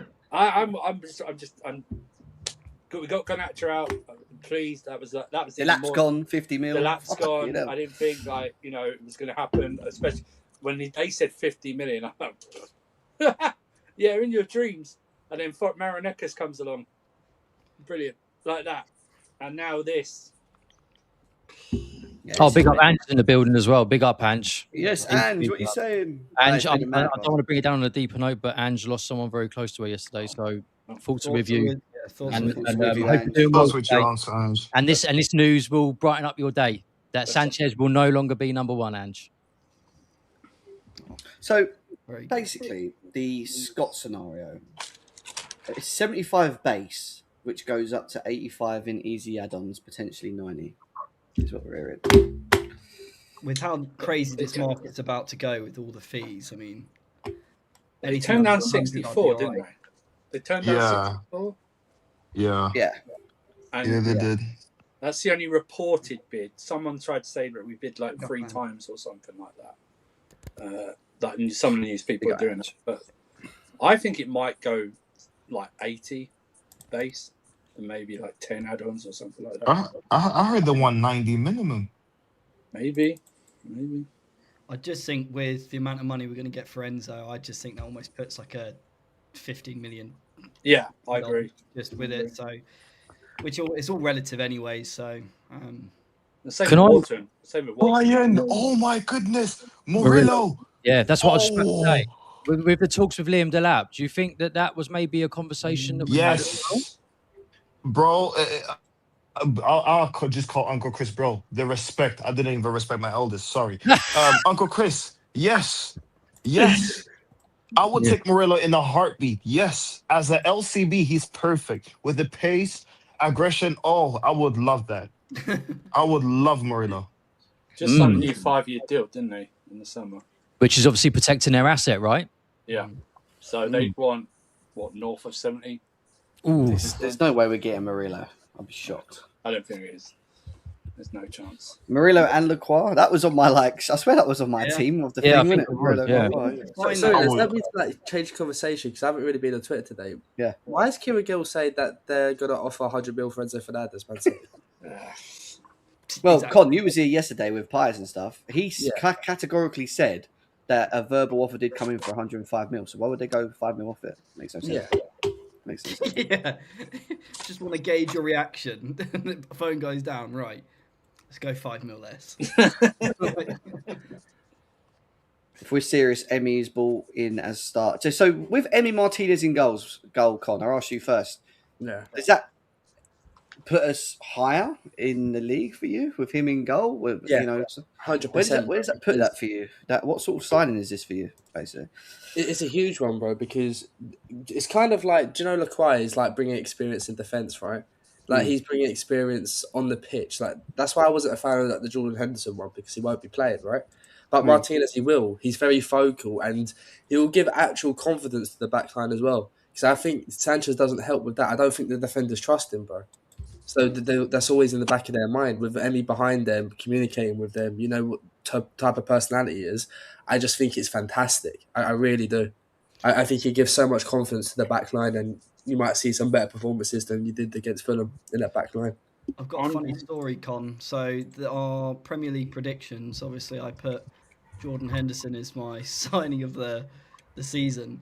I forgot I put him there, but we went live, so I had to just go with it. So everyone was laughing at me, but I got it wrong. I got it wrong. I love the signing. I think he's a good bridge to Penders as well, because he's, 33, I think? Yeah. Yeah. So, yeah, it's just good for that front as He's well. in his It's prime. perfect. Do you know when everything just aligns and everything makes sense? That's Emmy Martinez. Even Price, it wouldn't be anything crazy, right? Yeah, what do we do with Sanchez? Apparently, we've got some interest for him. It don't really matter where he goes, does it? I couldn't care less what happens to him now. I really couldn't care less. Cut the grass. Well, we can loan one more player to Strasbourg. Hey, Spurs want a goalkeeper, right? Oh my god! Oh my god! Yeah. Imagine. Jim, I just sent a foot mob to us on private chat with a potential. And how, looking at that, nice. Just a starting lineup with 2 additions in there, but what that makes it look like on paper for us for the season potentially going forward. It's serious. That's a serious team, Chris. Have a look. Let's have a look, Chris. Now it's looking a little bit interesting, guys, isn't it? That is interesting. We can probably move this like that for a second, move us out. Martinez in goal. James, Colwill, Lacroix. Chevalier, Caicedo, Walton / Scott say. Palestra, Palmer, Rogers, João Pedro. That's very tantalising. It's a very. He does.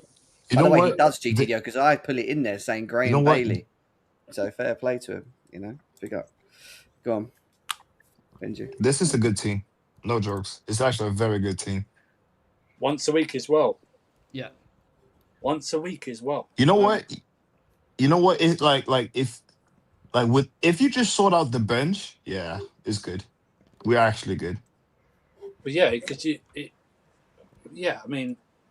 got Quinda and Esteval and Welbeck on the bench, like a Achimpong or Henderson. And a lot of experience, right, Andrew? Yeah. There's a lot of experience being added in, even with Martinez coming in. Everyone keeps going like, all the players are there are a young team. Some of these guys have been here 3-4 years now. They've got enough experience. Do you know what I mean? Like Palmer's been there. Like Roger's been playing in the league 2.5 years. like that. Caicedo's been playing it, like 4 or 5 years now. Even Wharton's had like 2.5 years. And we've been tracking Wharton since he was at Blackburn. Do you know what I mean? Before he went to Palace. I'm sure I've read reports we were in for him. And do you know what I mean? And like I say, Lacroix, I've wanted Lacroix ever since he came to the Premier League, even at Wolfsburg. I love Lacroix. When they sold us a dream about we're going to buy the best young players, that's the profile we should have always been going after right there. He's the type of player. Instead of you bringing me flipping Disasi and Badiashile and flipping no knees Fofana. Do you know what I mean? It's just ridiculous that we've had to like age like all of us 10 years watching this team over the last 4 years. You know, guys, just looking at this team, does the left-hand side still worry you a little bit with the depth? You know, Pep Chaviria, we're hoping he gets off to a good start, but if that Hato, that isn't his most favourable position, and then you've got Jamie Gittins at the moment, is that still a concern? Because to me, it looks a little bit like a bit of a concern. I would have seen if we're keeping Neto, I prefer him on the left. If he's going to play wing back, it would help. Yeah. Because you can get away in this football day. You can get away with other-footed footballers as wingers, but you can't do it with wing backs. You can't have a right-footed or left-footed wing back on the right, which Neto always wants to cut back on his left. If you're going to play the wing back role, you need a natural footer on each side. That's what you just need. You can't do it with like. We all know Neto loves to cut back. He loves to come. Lacroix actually showed what Neto should do in that setup for Rodgers' goal on Monday. That was like a winger. He did a winger move. Lacroix did on Monday. I've not seen any of our wingers do that in ages. A move like that. But that's what. If we're going to keep Neto, we should. He played left in the World Club Cup final. Do you remember that? Yeah. He was on the left. The left wing back. He did a good job in that role. Lacroix for me was the biggest signing of this window for me. Yes, the biggest. Agree. The biggest. Agree. We had to get that done. Most important. Yeah, most important. Because Rodgers came out of nowhere. Let's face it, Rodgers was out of nowhere. That transfer. Yeah, that was a fucking. I don't know where that come from. 170 mil, bang. No, because it's not just that. We were all. Everyone was told he's going to Arsenal. It's all Arsenal. Arsenal just need to agree the fee with Villa. It's all done, personal terms, and wham bam, like an arcade out of nowhere, we secure that, and that's great. But Lacroix was always the one for me. There's no point getting a Rodgers if you don't get someone like a Lacroix. And I'm glad we went for him instead of Van Hecke, because it's for the same price, and he had more years left in his contract as well. And Van Hecke last season had more mistakes leading to goals as a defender. Yeah, he looked awful on the weekend as well. Yeah. What do you think do you think the fee for Jackson changes now because of this deal? Do you think there's something going on there with Jackson and the Martinez deal now? Like, yeah, I said I would take 50 mil though, Jem. I said I would take 50, 55. I think that's fair. I think 50 plus 5 is because remember we're making 65 anyways. Like we got 15 million from Jackson on a loan, and then we sell him the year after for 50. I just think 50 is fair. Like if you get 50, I wouldn't be angry. Now 60 for me would be like, you know, like it's just fair. But the fact that we bought 2 Villa players, maybe you need to maybe. How does it work for that? Because you can't loan, can we? It's all sales now, isn't it, boys? Like, yeah. It's a permanent deal. Yeah. Like for me, I think it makes it more like realistic they meet our demands, to be honest. Because you know how PSR works, you normally pay a little bit higher to each other, right? That's what we did with Kellerman and Maatsen. So, if anything, I think we get the 60 plus 5. Yeah. You think so, Con? Yeah, I think so, because that's how like the PSR sort of deals work between clubs, right? You always give a little bit more instead of a little bit less, because it's better on the books, isn't it? Of course. So do you then think? So maybe then we pay a little bit more extra for Martinez too. Yeah, in terms of like you just go by book value. But, so you look at his book value and then you just pay a little bit more extra. Would you say we've done that on Rodgers already? So we wouldn't necessarily have to on. Good, yeah, that's a valid point as well. Because Rodgers, their profit on that is sky high. So it wouldn't put too much pressure on the Martinez deal, is what I'm thinking anyway.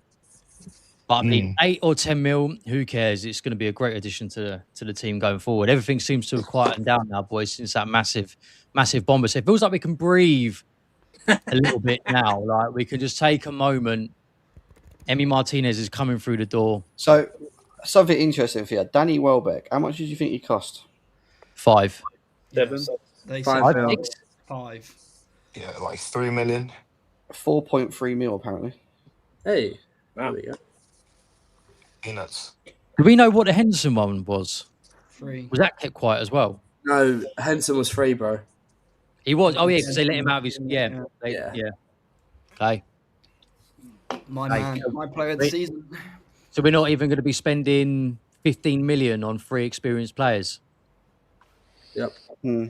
But I said this really months ago when we were talking about transfer window. And in my eyes, I said we have to be clever in this window in terms of acquiring experience in the correct way. And I did think that maybe the Xhaka deal was that one. Obviously, it got to the point that it was, 30-odd million, so it was ridiculous. But how do you boys feel with that amount of money spent with that sort of experience? It's a no-brainer. It's massively positive, right? Yeah, agreed. Do you know this tweet on here, Jem? It says no movements with Mateta until Jackson deal is on. So what? They would only go for Mateta if they get Jackson. No, it's the other way around. They're basically saying that Jackson. Yeah, sorry. Yeah, what you said. Yeah, basically Jackson's the number one target. Mateta's just a backup to Jackson. They want Jackson first. Oh, okay, cool. That's good news then. That's Yeah, That's an insane sentence that Mateta will be. yeah, that is insane. I mean, who would you prefer to have, Mateta or Jackson? Generally, like. I know who I want, Jem. Of course, I know who you want. Mateta. Delap for 50 million. I just can't get out my head, boys. 50 million for Delap. Generally, like, how have we done this? How? It's called money laundering. It is, but it's good. At some point we're gonna get investigated, because how can you witness, right, the worst striker performance I've ever seen in my life, 1 goal in I don't know how many games, and you selling for profit for 15 million? You know what it is, Benji? You know what it is? You know what it is? It's arrogance from other clubs, because they'll go, oh, but Chelsea are in turmoil, right? Chelsea are in turmoil, which is fair, we were, but it's not the players' fault. It's just about Chelsea. I can name probably on my one hand the amount of players that have left Chelsea since I've been supporting them, but actually been successful straight away afterwards. You know what I mean? Not like gone to other clubs, and then, like 2 other clubs and then become successful, like Salah did. But like I've never gone. The only one I've really there's been 2. I think we shouldn't have got rid of De Bruyne so quickly. And then when Jose sold Mata, I was very heartbroken about that. Because then it didn't make sense, because then he started using him at Man United, which made less sense that we sold him, especially after a back end of a 53 GNA season before that. Do you know what I mean? But I just think it's people just go, oh, we can get the best out of him.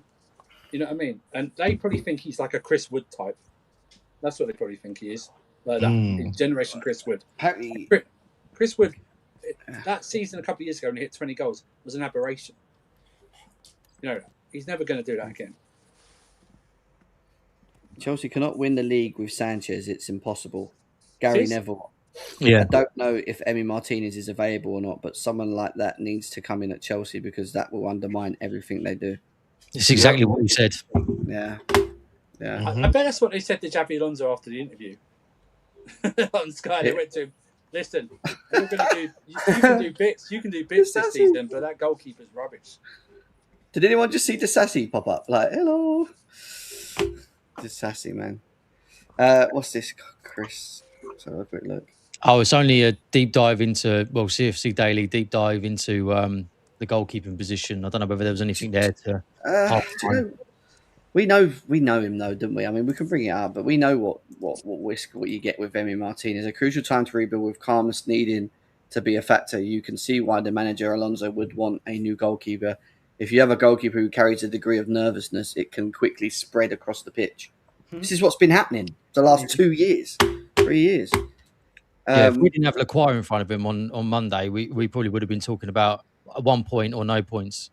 after that game. Lacroix didn't deserve 2 goals past us, past us because of Sanchez. He was unreal that game. Unbelievable. I don't think it was noticed enough when there was a chance when, I can't remember which Fulham player it was now, lobbed Sanchez. Robinson. He was in no man's land, by the way, Sanchez. He Oh, had mate. right to be out of his box that far out. So we were lucky that it didn't go to 3-3. 3-3. Yeah, would have been fucked. Again. He'd lost his head. He had lost his head. If you make a mistake, you need composure. I lost my head watching him. Yeah. I wanted to take his head off. after. Pause. Yeah, you saved it. I think I've never seen a fan base come together more than this deal, though. Like everyone's like, "Thank fuck, there's a heaven." Like, there is, honestly. But Ben Roberts better be going as well, you know. I think people are more worried about, Ben Roberts, but I think more people are worried about like what happens next. Does Penders go on loan or does Sanchez get sold? That's the next thing. I think.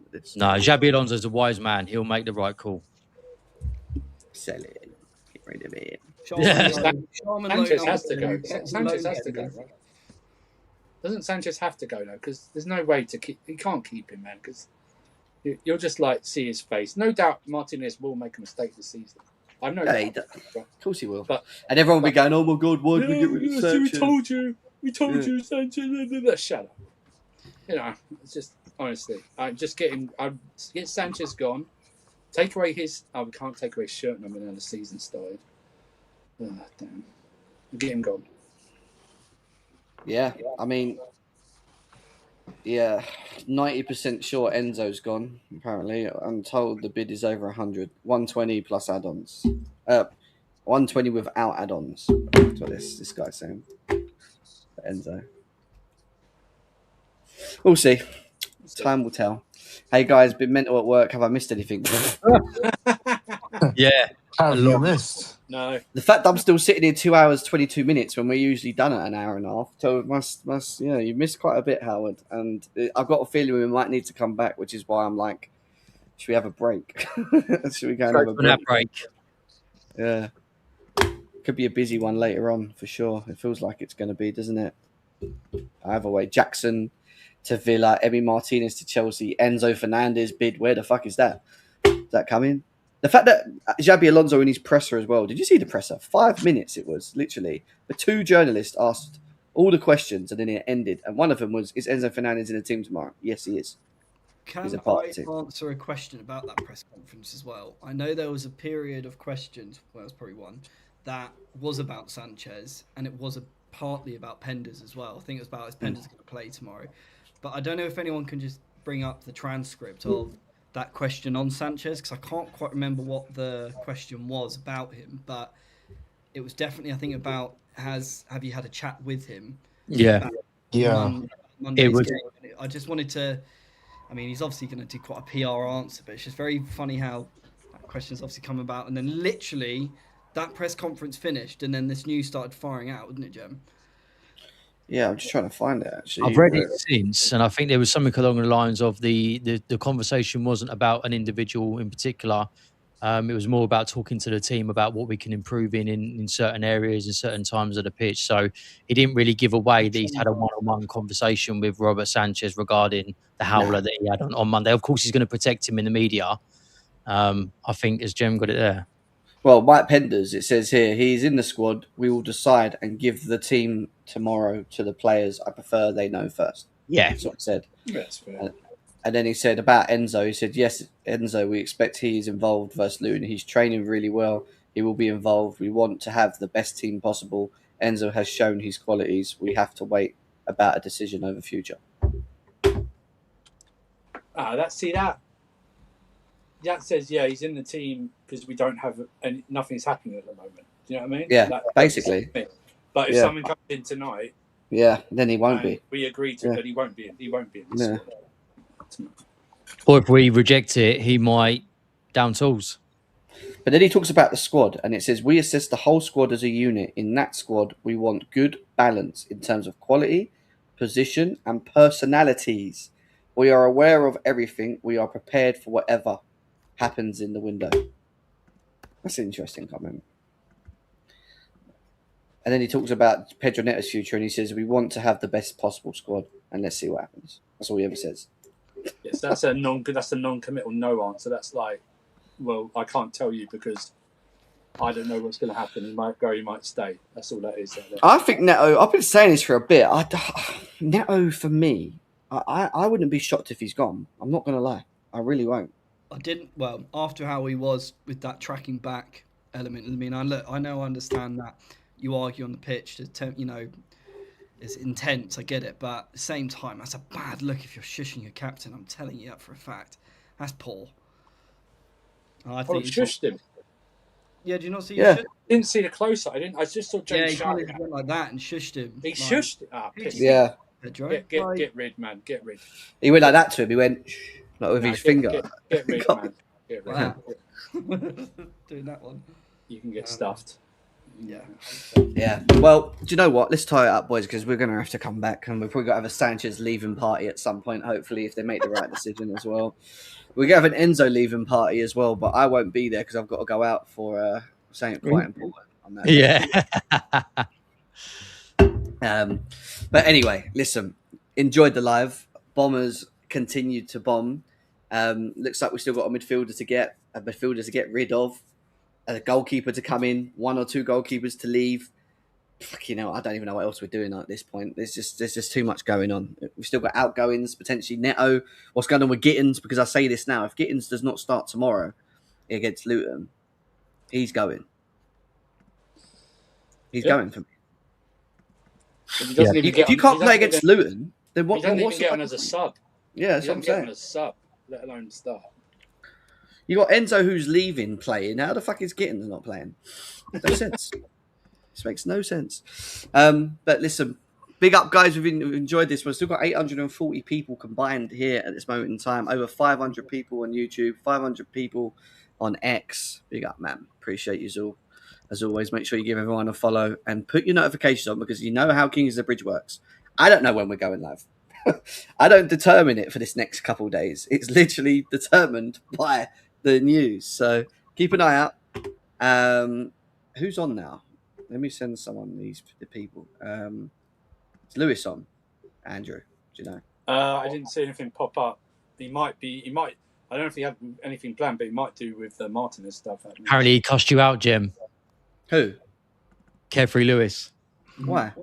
Don't know. Someone put in the chat he was cussing you out about Enzo on his show. Was he? Was he? No. I ain't sending him fuck all in. I'm going to go over there in a minute. Lewis wouldn't cuss me out. That's a lie. I know someone did say it, though. Straight up, someone did say it.